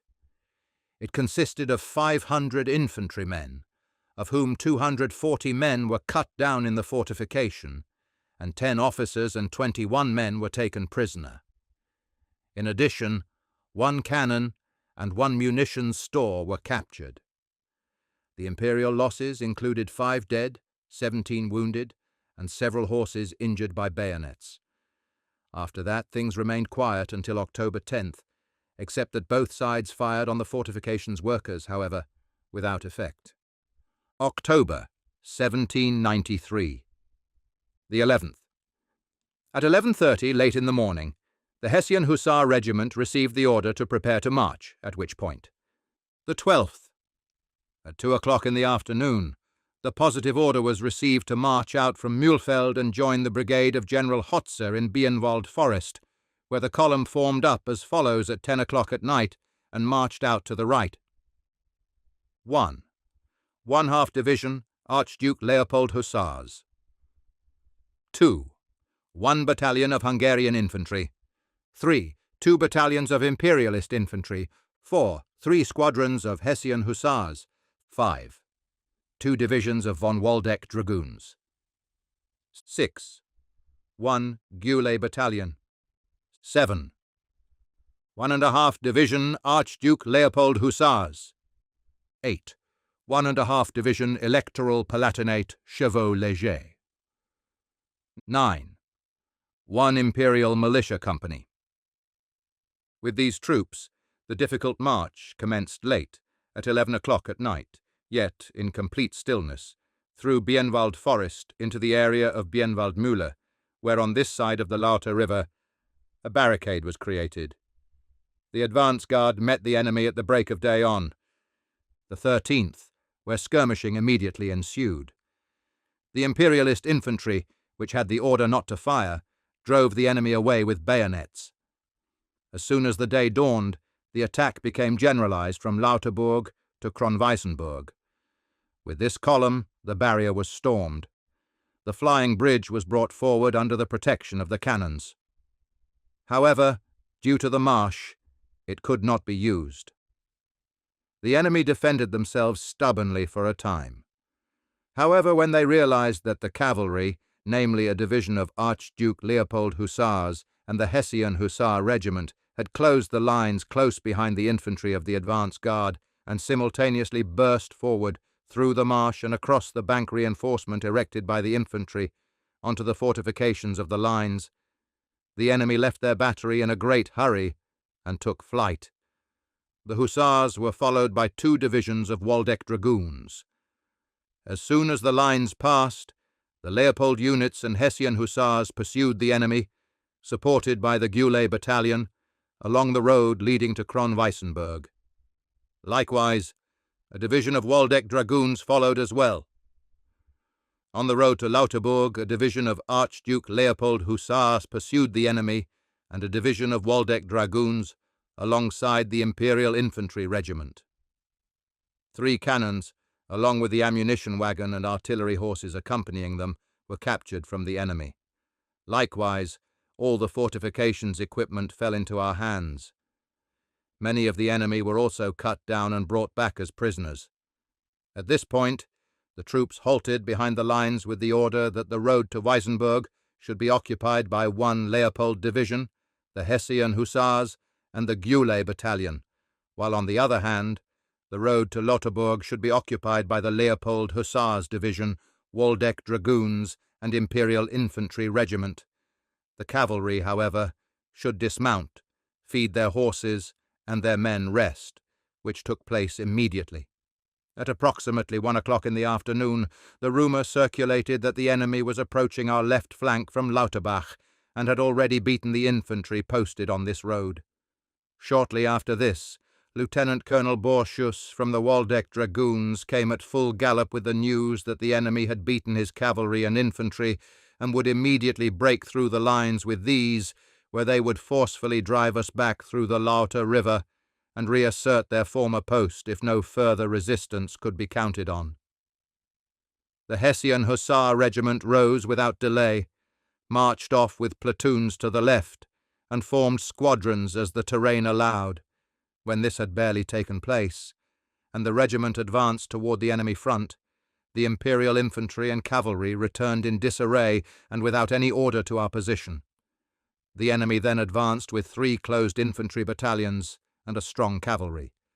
The Hussar Regiment, which the scattered dragoons joined, attacked the enemy after it had held off a few battalion charges, which, however, had no effect, with great determination, and beat over 300 men within a few minutes. The enemy once again lost their cannons with the ammunition wagons and artillery horses. The enemy cavalry abandoned the infantry. The regiment lost on that day 2 men who were killed, 1 man and 3 horses wounded, and 2 men deserted. The regiment captured 1 flag, 4 artillery horses and 1 dragoon horse, and 100 infantrymen were taken prisoner. According to the statement of the deserters from the enemy, their infantry had 200 injured who escaped this battlefield. The entire battlefield lay strewn with tornisters and guns. The 2 enemy cannons, unfortunately, fell into the hands of the Imperial cavalry as they came to stand at the enemy's right flank when this attack got underway. The victory with this column is ascribed by the Imperialists quite simply to the Hessian Hussar Regiment, which the accompanying document attests. The regiment camps through the night with the other troops on the battlefield. Excerpt from a document from an Imperial Army officer of General Count Wurmser from October 15th, 1793. I regard it as a duty to announce to the public how superbly brave the Hessian Hussar Regiment, under the command of His Serene Highness Lieutenant Colonel Prince Zusolms Braunfels, proved themselves to be on the 13th of this month upon conquering the lines of Kronweissenburg, that they, along with a division of Leopold Hussars, were the first to gain a firm footing from the lines, but also during the final attack that the French made from all sides on the Imperial Infantry Regiment with considerably superior forces, they lit into the enemy with such courage that they not only scattered the same completely, but also annihilated 300 of their men. This event merits special mention as, had this attack not succeeded, the very illustrious victory could not have been secured without significant losses. Order Castle, the 23rd and 26th of October, 1793.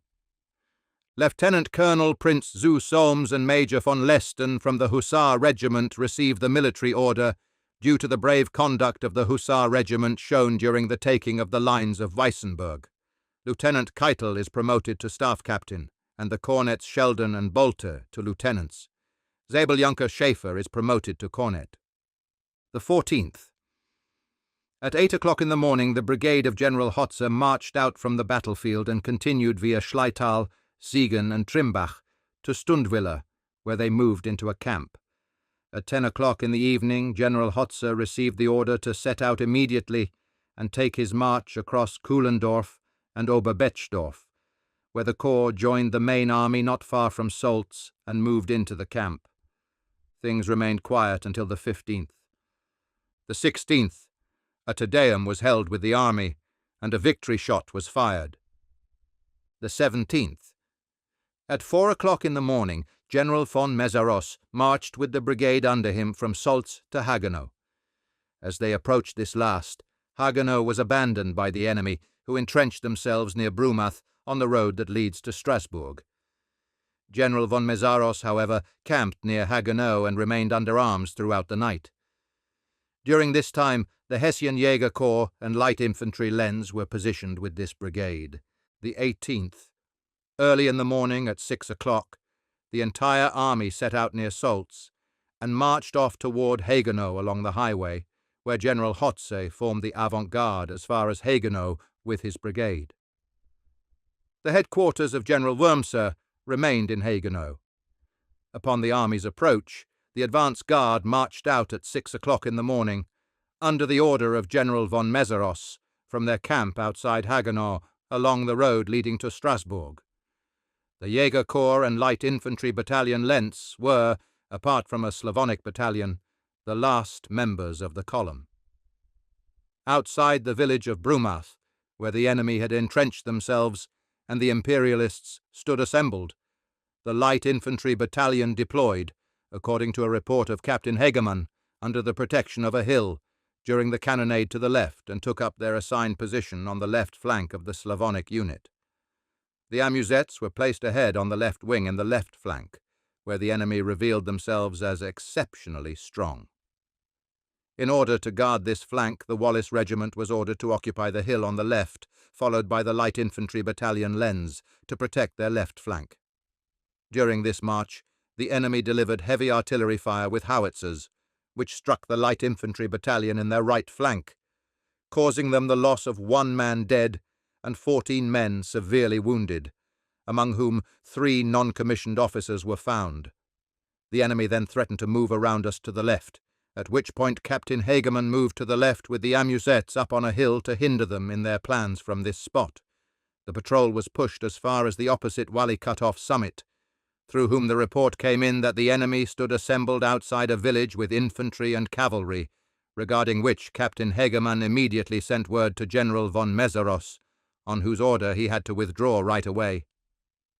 At this point, everyone moved off to the left, and the Hessian light infantry was ordered to occupy a vineyard outside the village of Gerolzheim along the road, where the battalion was bivouacked. With the approach of the main army under General Count Wurmser toward Haguenau, General Hussar, under whose brigade the Hessian Hussar Regiment was then stationed, received the order to march to the road that leads to the fortress of Pfalzburg and, if possible, to camp near Pfaffenhofen on the hills there, where the corps arrived at 5 o'clock in the evening and was bivouacked during the night. All was quiet until October 19th. The 20th. At noon General Hussar set out with his brigade from there and marched to Buxwiller, where they moved into a camp on the hills outside the city.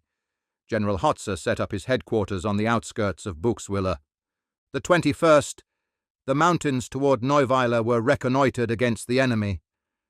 The 22nd, Colonel Schreiber received the order to march out with the Hessian Hussars at 7 o'clock in the morning and occupy, along with the 2nd Battalion of the Lassi Regiment that was placed under his command, the 2 routes leading to Lützelstein and the fortress of Lichtenberg, to which end the Hussar Regiment moved forward to Niedersulzbach and encamped beyond the village. The Lassi Battalion moved behind the regiment into camp on a hill. 1 company from Lassi, 1 officer, 3 non-commissioned officers, 1 trumpeter, and 30 horses from the Hussar Regiment occupied the roads. General Hussar moved out with his brigade at 8 o'clock in the morning and marched toward the mountains of Neuweiler, attacked the enemy on Schweigenberg Mountain, where they were entrenched, and dominated the entire valley leading toward the citadel of Pfalzburg and Lützelstein, and after persistent artillery fire drove them out of their fortifications, which the Imperialists immediately occupied. Under the command of Count Gueulay, the right wing of General Hussar pursued the enemy as far as Saint-Jean. The middle pushed forward and drove the enemy out of the forest and into the plains between the mountain and Steinburg, and the village of Steinburg, which the enemy occupied, was pressured and occupied by the 1st Lassi Battalion. The avant-garde bivouacked through the night, and General Hussar took up headquarters in Neuweiler. However, the enemy remained stationed outside Saint-Jean, and their right wing backed against a hill near Steinburg, keeping Alsace-Saverne to the rear. The 23rd, at 7 o'clock in the morning, General Hussar attacked the enemy in their position. However, they engaged solely in artillery fire, which lasted until 6 o'clock in the evening and proved indecisive. The troops received the order to march back and bivouacked behind the village of Dossenheim, where the general took up headquarters with the minister. The 24th. The skirmishing continued on both sides into the night. Toward evening, the enemy sought to get around our left flank and began to bombard the village of Steinburg with their heavy cannons. However, their undertaking was thwarted by the imperial artillery. General Hussar then altered the camp as he received reinforcements of 1,000 men and 2 cannons, such that the right flank approached Neuweiler and the left flank moved behind the village of Dossenheim. Finally, the headquarters were moved to Neuweiler. The 25th. The skirmishing continued, the mountains were reconnoitred, and the roads leading to Palsburg and Lützelstein were overwhelmed. The Hessian Jäger Corps and Light Infantry Battalion Lenz shifted from the brigade of General von Messeros to the brigade of General Hussar and was moved to Dossenheim, where they bivouacked beyond the village. The 26th. The skirmishing continued on both sides. Hussar moved the corps into camp in 2 contingents and had the tents set up. Things were calm through the day and into the night. At this point, the report came in that the Prince of Waldeck had defeated the enemy at Lawanzenau and taken from them 1 howitzer, 8 cannons, and the accompanying munitions. The enemy had 500 dead, and 145 men were taken prisoner. The 27th, the 2nd Lassie Battalion, which stood under the command of Colonel Schreiber, was relieved, after which they moved into camp with the 1st Battalion. On the other hand, the Hessian Jäger Corps and Light Infantry Battalion Lenz, along with 3 Palatine Infantry Battalions, were assigned to Colonel Schreiber to secure the rear for General Hussar when the enemy threatened to undertake action from Lützelstein and Lichtenberg. During the day and the night, things remained calm. The Jäger Corps was positioned on the road leading to Lützelstein, where they camped beside the road in the woods. However, the Light Infantry Battalion Lenz was moved to the village of Obersolzbach, where they bivouacked. On this same day, the enemy attempted to attack General Messeros and the Prince of Waldeck in their positions. However, as General Wurmser advanced, they were pushed back to their previous position. Things remained quiet until October 28th. The 29th. The report was received that the enemy was assembled at Lützelstein and Breitenstein, at which point on. The 30th. At 9 o'clock in the evening, the camp at Neuweiler was taken down, and a new camp was moved into on the hills of Buxwiller. The general took up headquarters on the outskirts of Buxwiller. All remained calm until November 3rd. November, 1793. The 4th. The Imperialists assaulted a detachment at Gerolzheim, defeating some 40 men, taking 8 prisoners, and pursuing the enemy to Saint-Jean. Things were calm then until the 6th. The 7th. The 3 Palatine infantry battalions received the order to set out and march, along with 1 staff captain, 1 lieutenant, and 80 horses from the Palatine light cavalry to Reichshofen, which were relieved by 3 battalions from the Hessen-Darmstadt infantry, commanded by Colonel Schmalkalder. Things remained calm until the 9th. The 10th. With the break of day, Fort Louis was bombarded, regarding which, however, there was no reliable report on the impact that had. Things remained quiet until the 13th. The 14th. At 2 o'clock in the afternoon, the French handed Fort Louis over to the victor's discretion after the entire fortress had been reduced to a heap of rock. 4,000 men were taken prisoner, and 110 cannons and the corresponding ammunition were captured. After that, things remained quiet until the 13th. The 16th. The French garrison marched out of Fort Louis with dogged fighting to the glacis, where they laid down their arms and were transported as prisoners across the Rhine.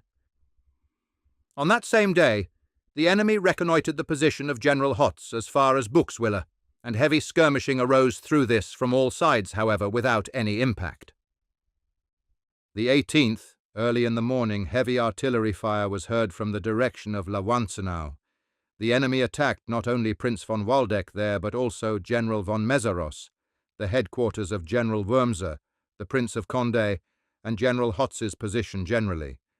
At Lawanzenau and General Mészáros's position, the enemy lost with some 2,000 dead.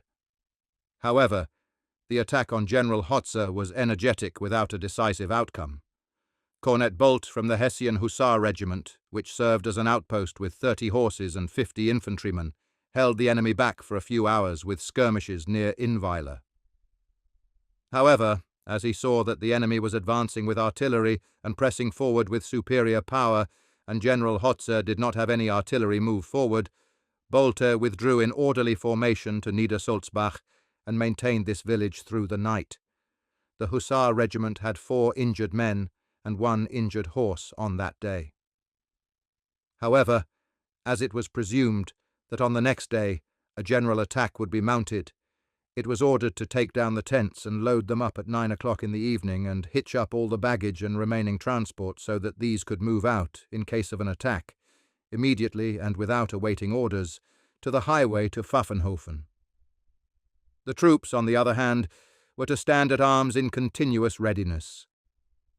At 10 o'clock at night, the enemy occupied a hill near Buxwiller with 1 howitzer and 7 cannons. As soon as General Hotzer received word of this, he had this hill stormed with bayonets and captured the entire artillery. Due to a lack of horses and because of the bad weather, however, no more than 1 howitzer and 1 cannon and 5 munitions wagons with the necessary teams could be brought away. The remaining artillery was rendered unusable. As a result, 700 men from the enemy remained dead on the field, killed by bayonets. The 19th. At 3 o'clock in the morning, General Hotzer received the order from General Wurmser to leave his position with the break of day and continue his march with the corps via Pfaffenhofen to Märzwiller, where General Hotzer took up headquarters, and the corps encamped. The departure occurred in sight of the enemy at 6 o'clock in the morning.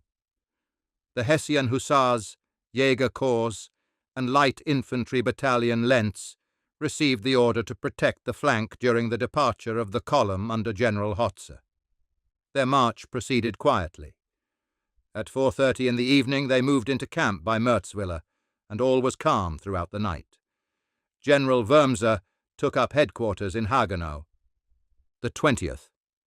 At 4 o'clock in the morning, General Hotzer received orders to march out with the corps at 6 o'clock in the morning and to move into the garrison quarters, which can be ascertained from the accompanying deployment.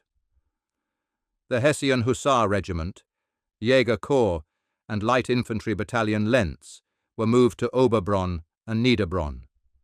Colonel Schreiber, with 2 Hussar squadrons and the Light Infantry Battalion Lentz, occupied Niederbronn. However, Major von Leisten, with his squadron and the Jäger Corps, occupied Oberbronn, where things remained calm throughout the day. The brigadier, general officers, and chevalier of Hotzer consist as follows. The 21st. The enemy threatened to drive back the outpost at Brumath, advancing in large numbers and pushing the outpost back. At this point, General Wurmser attacked the enemy at Brumath and vanquished them such that they suffered 500 dead on the field and lost 1 howitzer and 2 cannons, which fell into the hands of the Imperialists.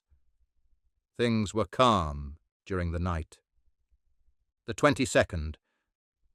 The enemy made this same attempt, whereby once again general artillery fire arose, which lasted from 11 o'clock before noon until 5:30 in the evening and proved indecisive.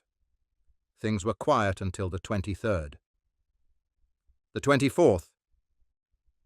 The enemy attempted to attack the post at Gumbrechtshofen but was beaten back.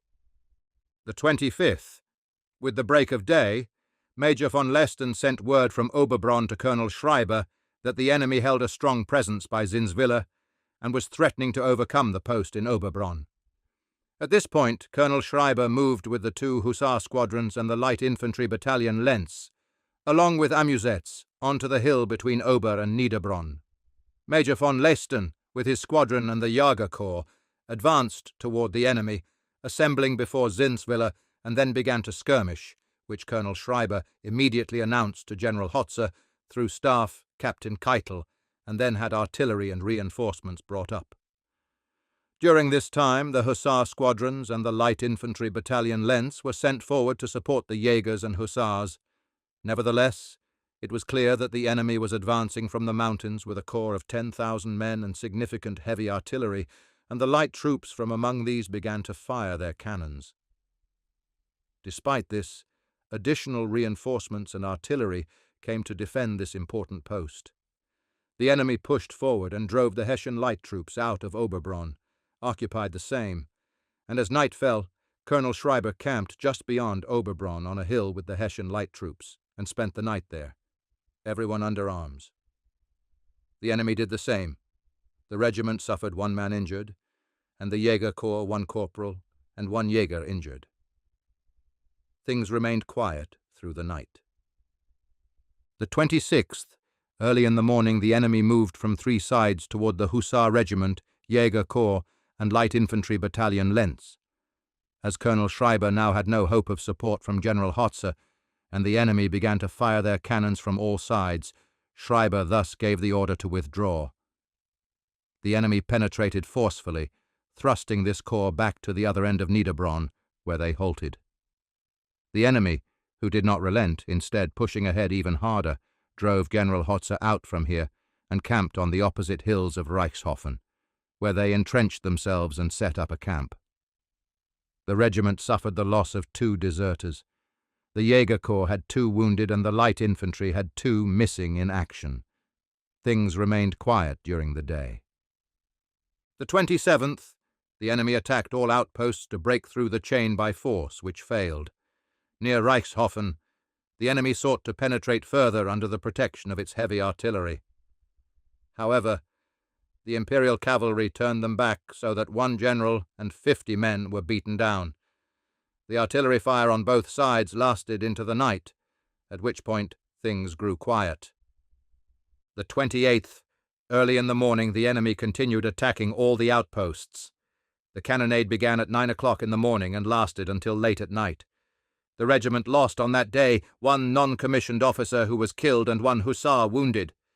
The Jaeger Corps had 1 man wounded, and the light infantry battalion had 1 man with minor injuries. During the day, the outposts were pushed back by the enemy across the rushing water, which now served to separate the outposts. The 29th and 30th, the skirmishing continued on both sides. During the night, things were calm. December 1793. The 1st and 2nd, the enemy attacked the outposts from the Rhine as far as Reichshofen amidst extraordinary action. However, they were beaten back on all sides. The 3rd, all remained calm.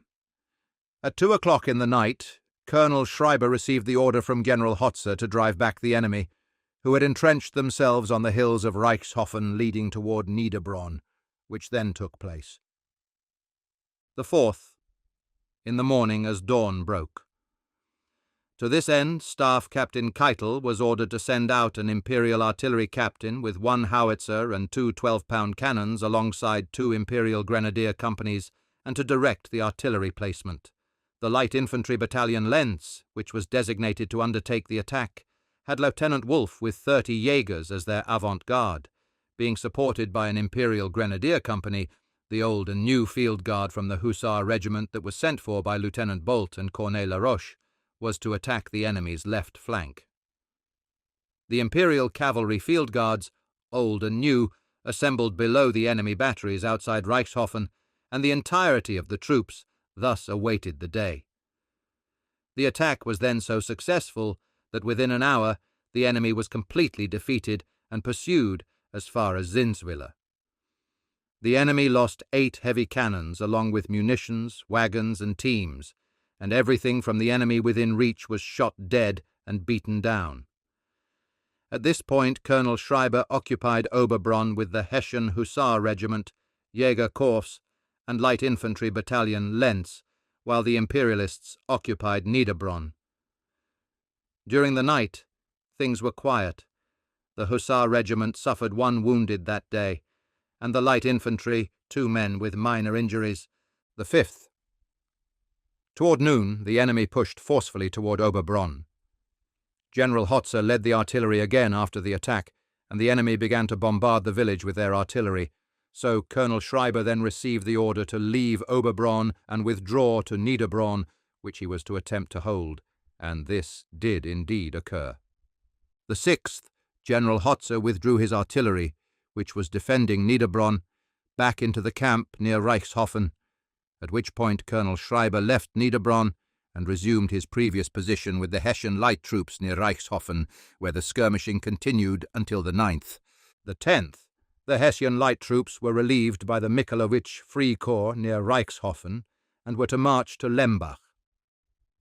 Along the way, Colonel Schreiber received the order from General Lichtenberg to march to Matzstall, where 3 battalions of Hessen-Darmstadt infantry stood and had occupied a fortification near Matzstall with cannons. Consequently, the Jagers and light infantry had to occupy the woods before and to the right of Matzstall, where a few grenadier companies also joined them and remained until the 13th. The 14th. The woods and the barricade located there were attacked with the superior force of the enemy, and both the Jagers and light infantry, as well as the grenadiers, had to withdraw through Matzstall to Lembach, whereby Captain Hagemann and a few additional men were injured. The 15th, the Hussar regiment camped outside the artillery battery of Lembach, and the Jägers and light infantry at Kreiberg Hill. The 16th and 17th, both sides continued to engage in cannon fire. The 18th, the enemy attacked from the front of Kreiberg Hill. A Lassie battalion was to make its way around the enemy. The 1 Jaeger company and light infantry were first attacked and beaten back by the enemy, at which point the enemy also continued with their efforts on the centre of the Grenadier Battalion von Damm, and broke through the line there so that the Jaegers and light infantry were outflanked by the enemy and forced to withdraw, causing the Lassie battalion to be completely circumvented. The Hessian light troops assembled outside Lembach again, and after recovering somewhat, they stormed the hill and drove the enemy completely back from the same, causing said battalion to be rescued and the position to be maintained. After the attack ended, the Jaeger Corps and light infantry battalion were moved to Ober and Nieder Pfaffenbronn. The regiment lost on that day 1 deserter. The Jaeger Corps had 1 corporal and 1 private wounded, and the light infantry had 4 men wounded. The 19th, at 11 o'clock before noon, the Jagers and light infantry received the order to set out immediately and occupy the woods to the left flank redoubt, No. 1, between Lassie and the Hessen-Darmstadt Grenadiers. During the day and the night, things were quiet. The 20th, things were quiet except for a few cannon shots from the fortifications on both sides, yet without measurable effect. The 21st, the Hussar Regiment, Jaeger Corps, and Light Infantry Battalion Lens were relieved by the Prussians, and on the order of the Duke of Brunswick they were quartered in Altstadt. The 22nd. They set out from Altstadt and marched to Neuburg am Rhein. The 23rd they crossed the Rhine there and marched to Bulach and Bayertheim, where the troops were stationed until December 31st, January 1794. The 1st, the Hessian light troops received the order to. The 2nd set out from the village of Bulach, where they assembled in the morning at 8 o'clock outside Karlsruhe and marched in parade formation before the Margrave of Baden in front of the castle, and continued their march from there via Bruchsal to Stettfeld, where they were quartered. The 3rd, they set out from there at 7:30 in the morning and marched via Langenbrücken and Wiesloch to Dielfeld, and the 4th, from there they set out and marched via Nussloch, Leimen and Rohrbach through Heidelberg, where they crossed the Neckar and marched as far as Ladenburg. The Jaegers and light infantry ended up stationed in Auersbach. On the 5th, a day of rest was held. The 6th, they set out and marched via Bensheim to Zwingenberg. The 7th, Hussar Regiment marched to Pfungstadt, and the Jaeger Corps and the Light Infantry Battalion to Eberstadt. On the 8th, they rested there. The 9th, the Hessian light troops assembled outside Darmstadt and marched in parade formation past His Highness the Lord Landgrave von Hessen-Darmstadt, at which point the Hussar-Regiment and light infantry battalion marched to Langen, while the Jägerkorps marched to Erfelden. The 10th. At 10 o'clock in the morning, the Hessian light troops assembled outside of Frankfurt, marching through the city in parade formation. The Hussar Regiment was stationed in Preungesheim, the Jägerkorps in Eschersheim and Hattenheim, and the light infantry in Eckenheim, where on the 11th they held a day of rest. The 12th, the Hussar Regiment marched via Königstein to Hesterich, the Jägerkorps to Schlossborn, and the light infantry to Ehlhalten and Kriftel. The 13th. These troops marched to Langenschwalbach, where they rested for a day on the 14th. The 15th. Colonel Schreiber marched with his squadron and the headquarters personnel to Neustetten. The squadron of Lieutenant Colonel Prince zu Solms was moved to Niederwalmenach and Reitzenhain, and the squadron of Major von Lesten to Lautert, Oberwalmenach, and Ritterschein. The Jägerkorps marched with the Garde du Corps to Börnig. The company of Captain von Schlotheim was moved to Patersberg. From the light infantry, the company of Colonel Lenz was moved to Biebersheim, and the vacant company to Wehlau. Finally, a commando of 1 officer, 2 non-commissioned officers, 1 trumpeter, and 24 hussars was sent to Pfalzfeld and Hausbay in the Hunsrück uplands, and they were relieved each week. This state of affairs lasted until the end of February. March 1794. The 1st. The Hussar Regiment, Jäger Corps, and Light Infantry Battalion were brought to peacetime strength, and the wagon and baggage porters, as well as the horses, were delivered to Hanau to the Heavy Artillery Brigade. Epilage. Looking back to the political situation in 1793, we see first that the Frederick II, Landgrave of Hesse-Kassel, had endeavoured to remove his troops from the theatre of war in the Middle Rhine, and from the union with the Prussian-Austrian army. He had concluded subsidy treaties with England, according to which in April 8,000 men, and in August another 4,000 men of Hessian troops joined the English-Dutch army in the Netherlands. Only the light troop corps had remained as a Hessian contingent to the Imperial Army on the Middle Rhine. Now the dismissal of this corps had been made possible by the fact that Austria recognized that the Landgrave was fulfilling his duty as imperial state by the Hessian troops standing in English pay. The corps of light troops had, as we have seen, been first transferred to the parts of the Landgrave states most exposed to enemy attacks, to the county of Katzenelnbogen. On February 25th, 1794, the regiment was set to peacetime. However, considerable leave was not made, since the regiment, after a report from March, still counted 254 horses. In the same month it was transferred to Hesse in the Marburgsche and distributed in the border towns of Frankenberg, Wetter, Stershausen and Lora. Only a small command remained in Pfalzfeld. Meanwhile, the warlike events took an increasingly unfavourable course for the Allies. Their armies, neglected by petty statesmanship and their indecisive leaders clinging to systems, could not resist the unbridled popular force of France and the ever-renewed attacks of the French armies. In October, the Austrian troops were thrown back on the right bank of the Rhine. The Prussians voluntarily followed this movement, which meant that the left bank of the Rhine and thus the county Nieder-Katzenelnbogen became French. The commandant of the fortress Rheinfels, the Hessian general von Resius, delivered the fortress to the French, without waiting for a serious attack. While the latter were content with these achievements in this theatre of war, the struggle in the Netherlands continued until January, with the result that the Allies left the country to the French up to the Ems River. Under these conditions, urged by the necessity of safeguarding its rights against Russia, Prussia sought to establish troops on its eastern frontier, to make peace with the French Republic. The Landgrave of Hesse, who saw the failure of the struggle of the Allies and could expect nothing more for the country from further sympathy, decided to follow the same procedure. On April 5, 1795, Prussia made peace with the French Republic, and agreed that the latter retained the left bank of the Rhine. Hesse allowed itself to be included in this peace, and for the time being relinquished the possession of the left bank of the county of Katzenelnbogen. The actual reduction of the Hussar regiment took place only in April of 1795, as 135 men were on leave this month, but the horses were only gradually removed from service.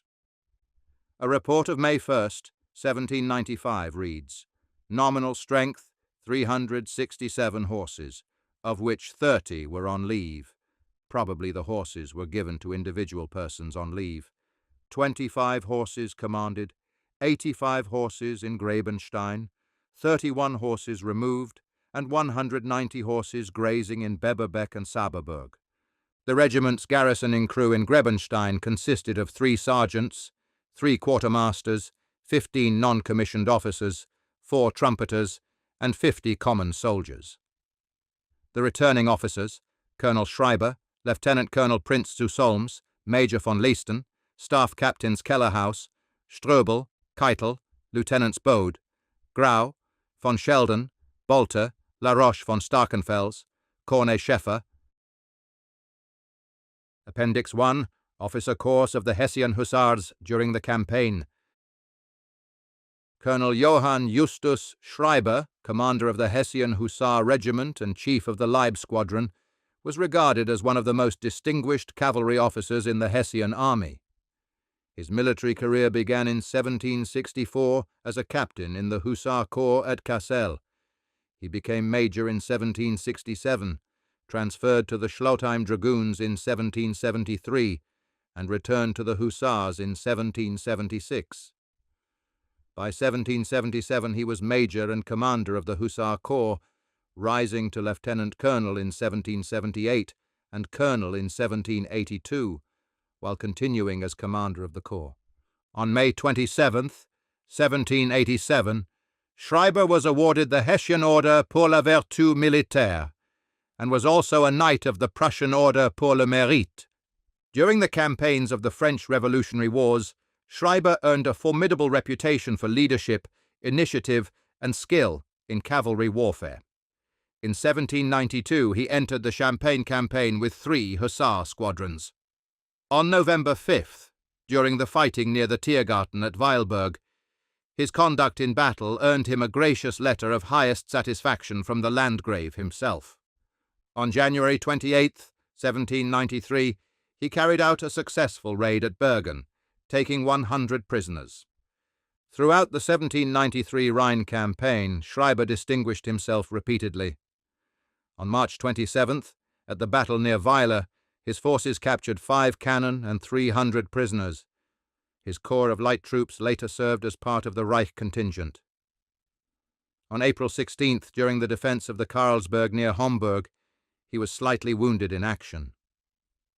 Further engagements followed at Jochgrim in the Bienwald on August 20th, at Wörth on August 21st, and during the conquest of Lauterburg and the storming of the Weissenberg lines on October 13th, where the Hessian Hussar Regiment was among the first troops to establish itself on the enemy works. Contemporaries praised Schreiber for his exceptional understanding of terrain and his determined use of it in battle. During the campaigns from 1792 to 1794, thousands of Austrian and Prussian troops were at times placed under his command by Allied army leaders, often superseding their own senior officers without hesitation. Though widely respected as a commander capable of even higher station, it was later said that fortune never fully favored his advancement as his abilities deserved. On February 14, 1796, Schreiber was promoted to Major General. In 1800, he became commander of the Invalidenhaus at Karlshafen. He died there in 1803 as Lieutenant General and Chief of the Invalid Battalion. Lieutenant Colonel Prince von Solms Braunfels commanded the 2nd Squadron. On October 23, 1793, he received the Hessian Military Merit Order and later the Prussian Military Merit Order as well. By 1806, he had risen to Major General and commander of the Hussar Regiment. He died in the 1830s on his estate at Braunfels as a Hessian General of Cavalry attached to the army. Major von Leisten-Dingelstadt served as chief of the 3rd Squadron. He received the Hessian Military Merit Order on October 23, 1793, and by 1806 held the rank of Major General and commanded the regiment of Gens d'Armes. Staff Captain Kellerhaus served as chief of the Leib Squadron. He died in 1805 at Cassel as a retired captain and squadron commander. Staff Captain von Ressius commanded the 2nd Squadron. He died on October 4, 1793, at Rheinsabern, from wounds received in battle on September 19th at Scheidt.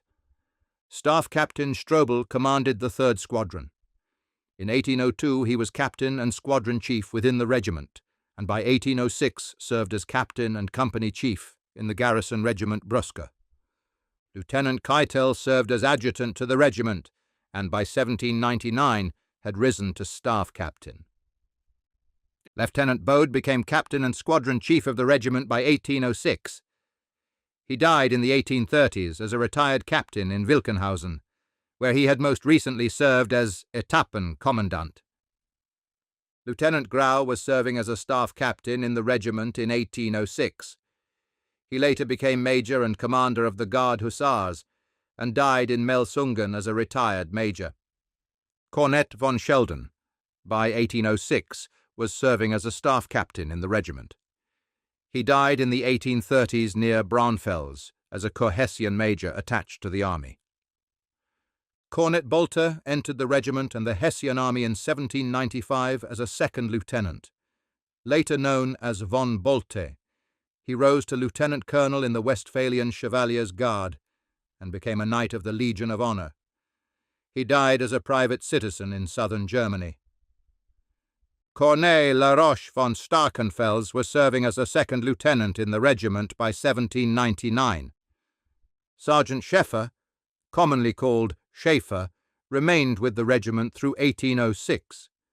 From 1813 to 1821 he commanded the regiment, and in 1831 died at Cassel as Major General and commander of the Cavalry Brigade. He was a Knight of the Hessian and Prussian Military Merit Order, recipient of the Iron Helm, and Commander 2nd Class of the Lion Order.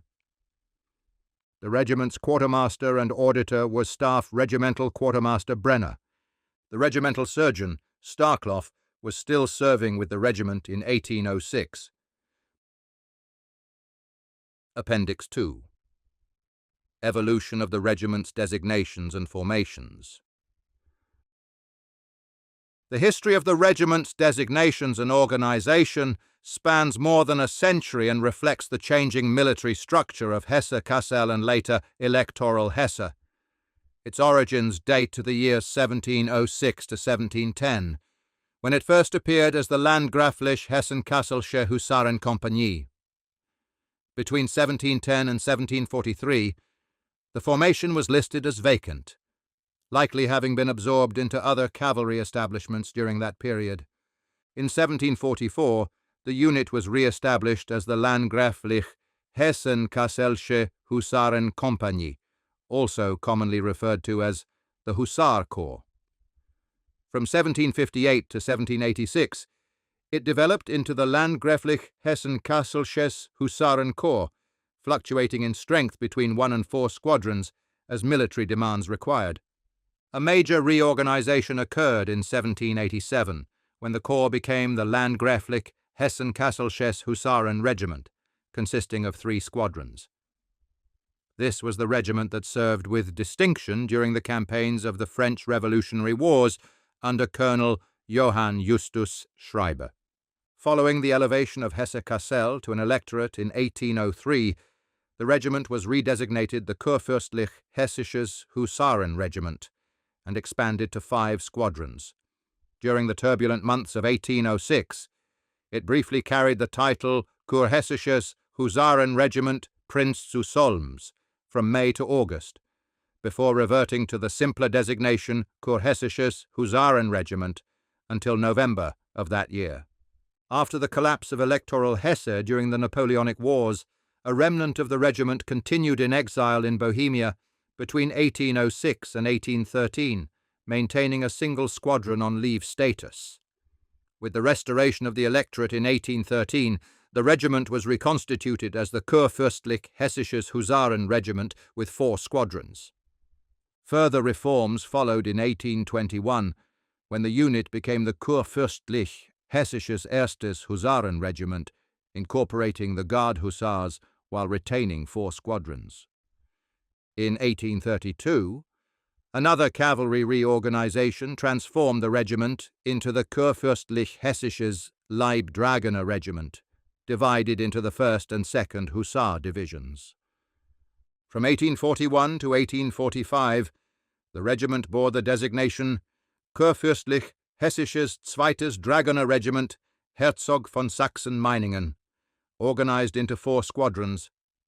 In 1845, it returned once more to its Hussar identity as the Kurfürstlich Hessisches Second Husarenregiment, Herzog von Sachsen-Meiningen, a title it retained until the annexation of Hesse by Prussia in 1866. Beginning in 1867, the regiment entered Prussian service as the Königlich Preußisches Second Hessisches Husarenregiment, No. 14, marking the final transition from an independent Hessian formation into a regiment of the Prussian army. Appendix 3. Regimental Locations and Quarters. From 1706 to 1814, the regiment was quartered across numerous towns and villages throughout Hesse, reflecting the constantly shifting nature of cavalry garrison service during the 18th and early 19th centuries. Early stations included Waldau, Ober and Niederkaufungen, and several villages surrounding Cassel. At various times, the regiment was also stationed in Hanau and Oberkaufungen, while its staff headquarters generally remained in Cassel. The regiment's squadron quarters frequently changed according to military requirements. Among the principal garrison towns during this period were Immenhausen and Gelnhausen. In the years 1788 to 1789, the regiment was quartered in Immenhausen and the surrounding district. Between 1795 and 1797, detachments were stationed in Grebenstein and Obernkirchen. From 1799 until 1821, Grebenstein emerged as the regiment's principal peacetime station, though individual squadrons continued to rotate through nearby towns, including temporary quarters at Immenhausen and neighbouring communities. During the restoration period of 1813 to 1814, following the upheavals of the Napoleonic Wars, the regiment returned to Cassel and the surrounding region. From 1815 to 1821, the regiment was stationed primarily in Fritzlar, Gudensberg, and nearby localities. In the decades that followed, its garrisons shifted repeatedly among Fritzlar, Melsungen, Gudensberg, Kassel, Hofgeismar, Grebenstein, and other Hessian towns, illustrating the decentralized nature of electoral Hessian cavalry deployment. After the Prussian annexation of Hesse in 1866, the regiment's principal stations became Cassel, Wilhelmshöhe, Grebenstein, and Rothenburg, marking the final phase of its long garrison history under Prussian administration. Appendix 4. Regimental engagements in historical conflicts and campaigns.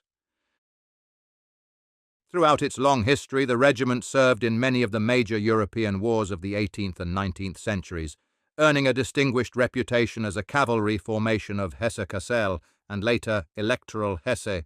In the early 18th century, the regiment took part in the War of the Spanish Succession, including service at the celebrated Battle of Oudenarde in 1708.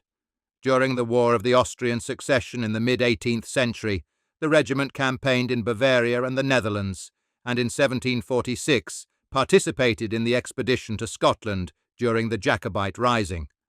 The regiment saw extensive and often hard fighting during the 7 Years' War from 1757 to 1763. In 1758, it fought at Sandershausen and Witzenhausen. The following year brought engagements at Friedewald, Depoltschow, Fürstenberg, Coesfeld, and Lütgen-Dortmund. During the campaigns of 1760, the regiment took part in the battles of Marburg and Kloster Camp, while in 1761 it fought at Küstelberg, Neukirchen, Unna, and Hardehausen. The final year of the war saw further action at Hedemunden, Lutterberg, and Höxter. The French Revolutionary Wars once again brought the regiment into active service. During the Rhine campaigns of 1792 and 1793, the Hessian Hussars campaigned across Lorraine, Champagne, the Rhineland, and Alsace. In 1792, the regiment distinguished itself in actions near Weilburg, Bergen, and Frankfurt am Main.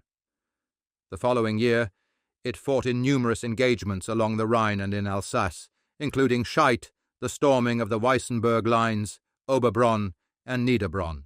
Under Colonel Johann Justus Schreiber, the regiment earned a reputation for aggressive reconnaissance, rapid cavalry raids, and disciplined battlefield conduct. In the 19th century, the regiment continued to serve in the conflicts of the Napoleonic era. During the 1809 campaign in Saxony and Bayreuth, one squadron participated in the fighting at Dresden, Wilsdruff, and Berneck. During the Wars of Liberation of 1814 and 1815, the regiment campaigned through France and the Low Countries, participating in operations at Luxembourg, Thionville, Metz, Longwy, Sedan, Charleville, Reims, Mézières, and Givet. The regiment also took part in the Battle of Sedan in 1815. Revolutionary unrest and German national conflicts again brought the regiment into the field during the mid-19th century. In 1848, 3 squadrons were deployed to Baden during the revolutionary disturbances. In 1849, the regiment campaigned against Denmark in Schleswig and Jutland with 3 squadrons. During the Austro-Prussian War of 1866, the regiment fought against Prussia in southern and western Germany, participating in engagements at Aschaffenburg, Tauberbischofsheim, and Gerxheim.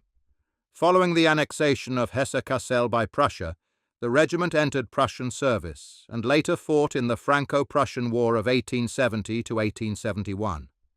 In that conflict, it participated in the great campaigns leading to German unification, fighting at Weissenburg, Wörth, Sedan, and during the operations surrounding Paris.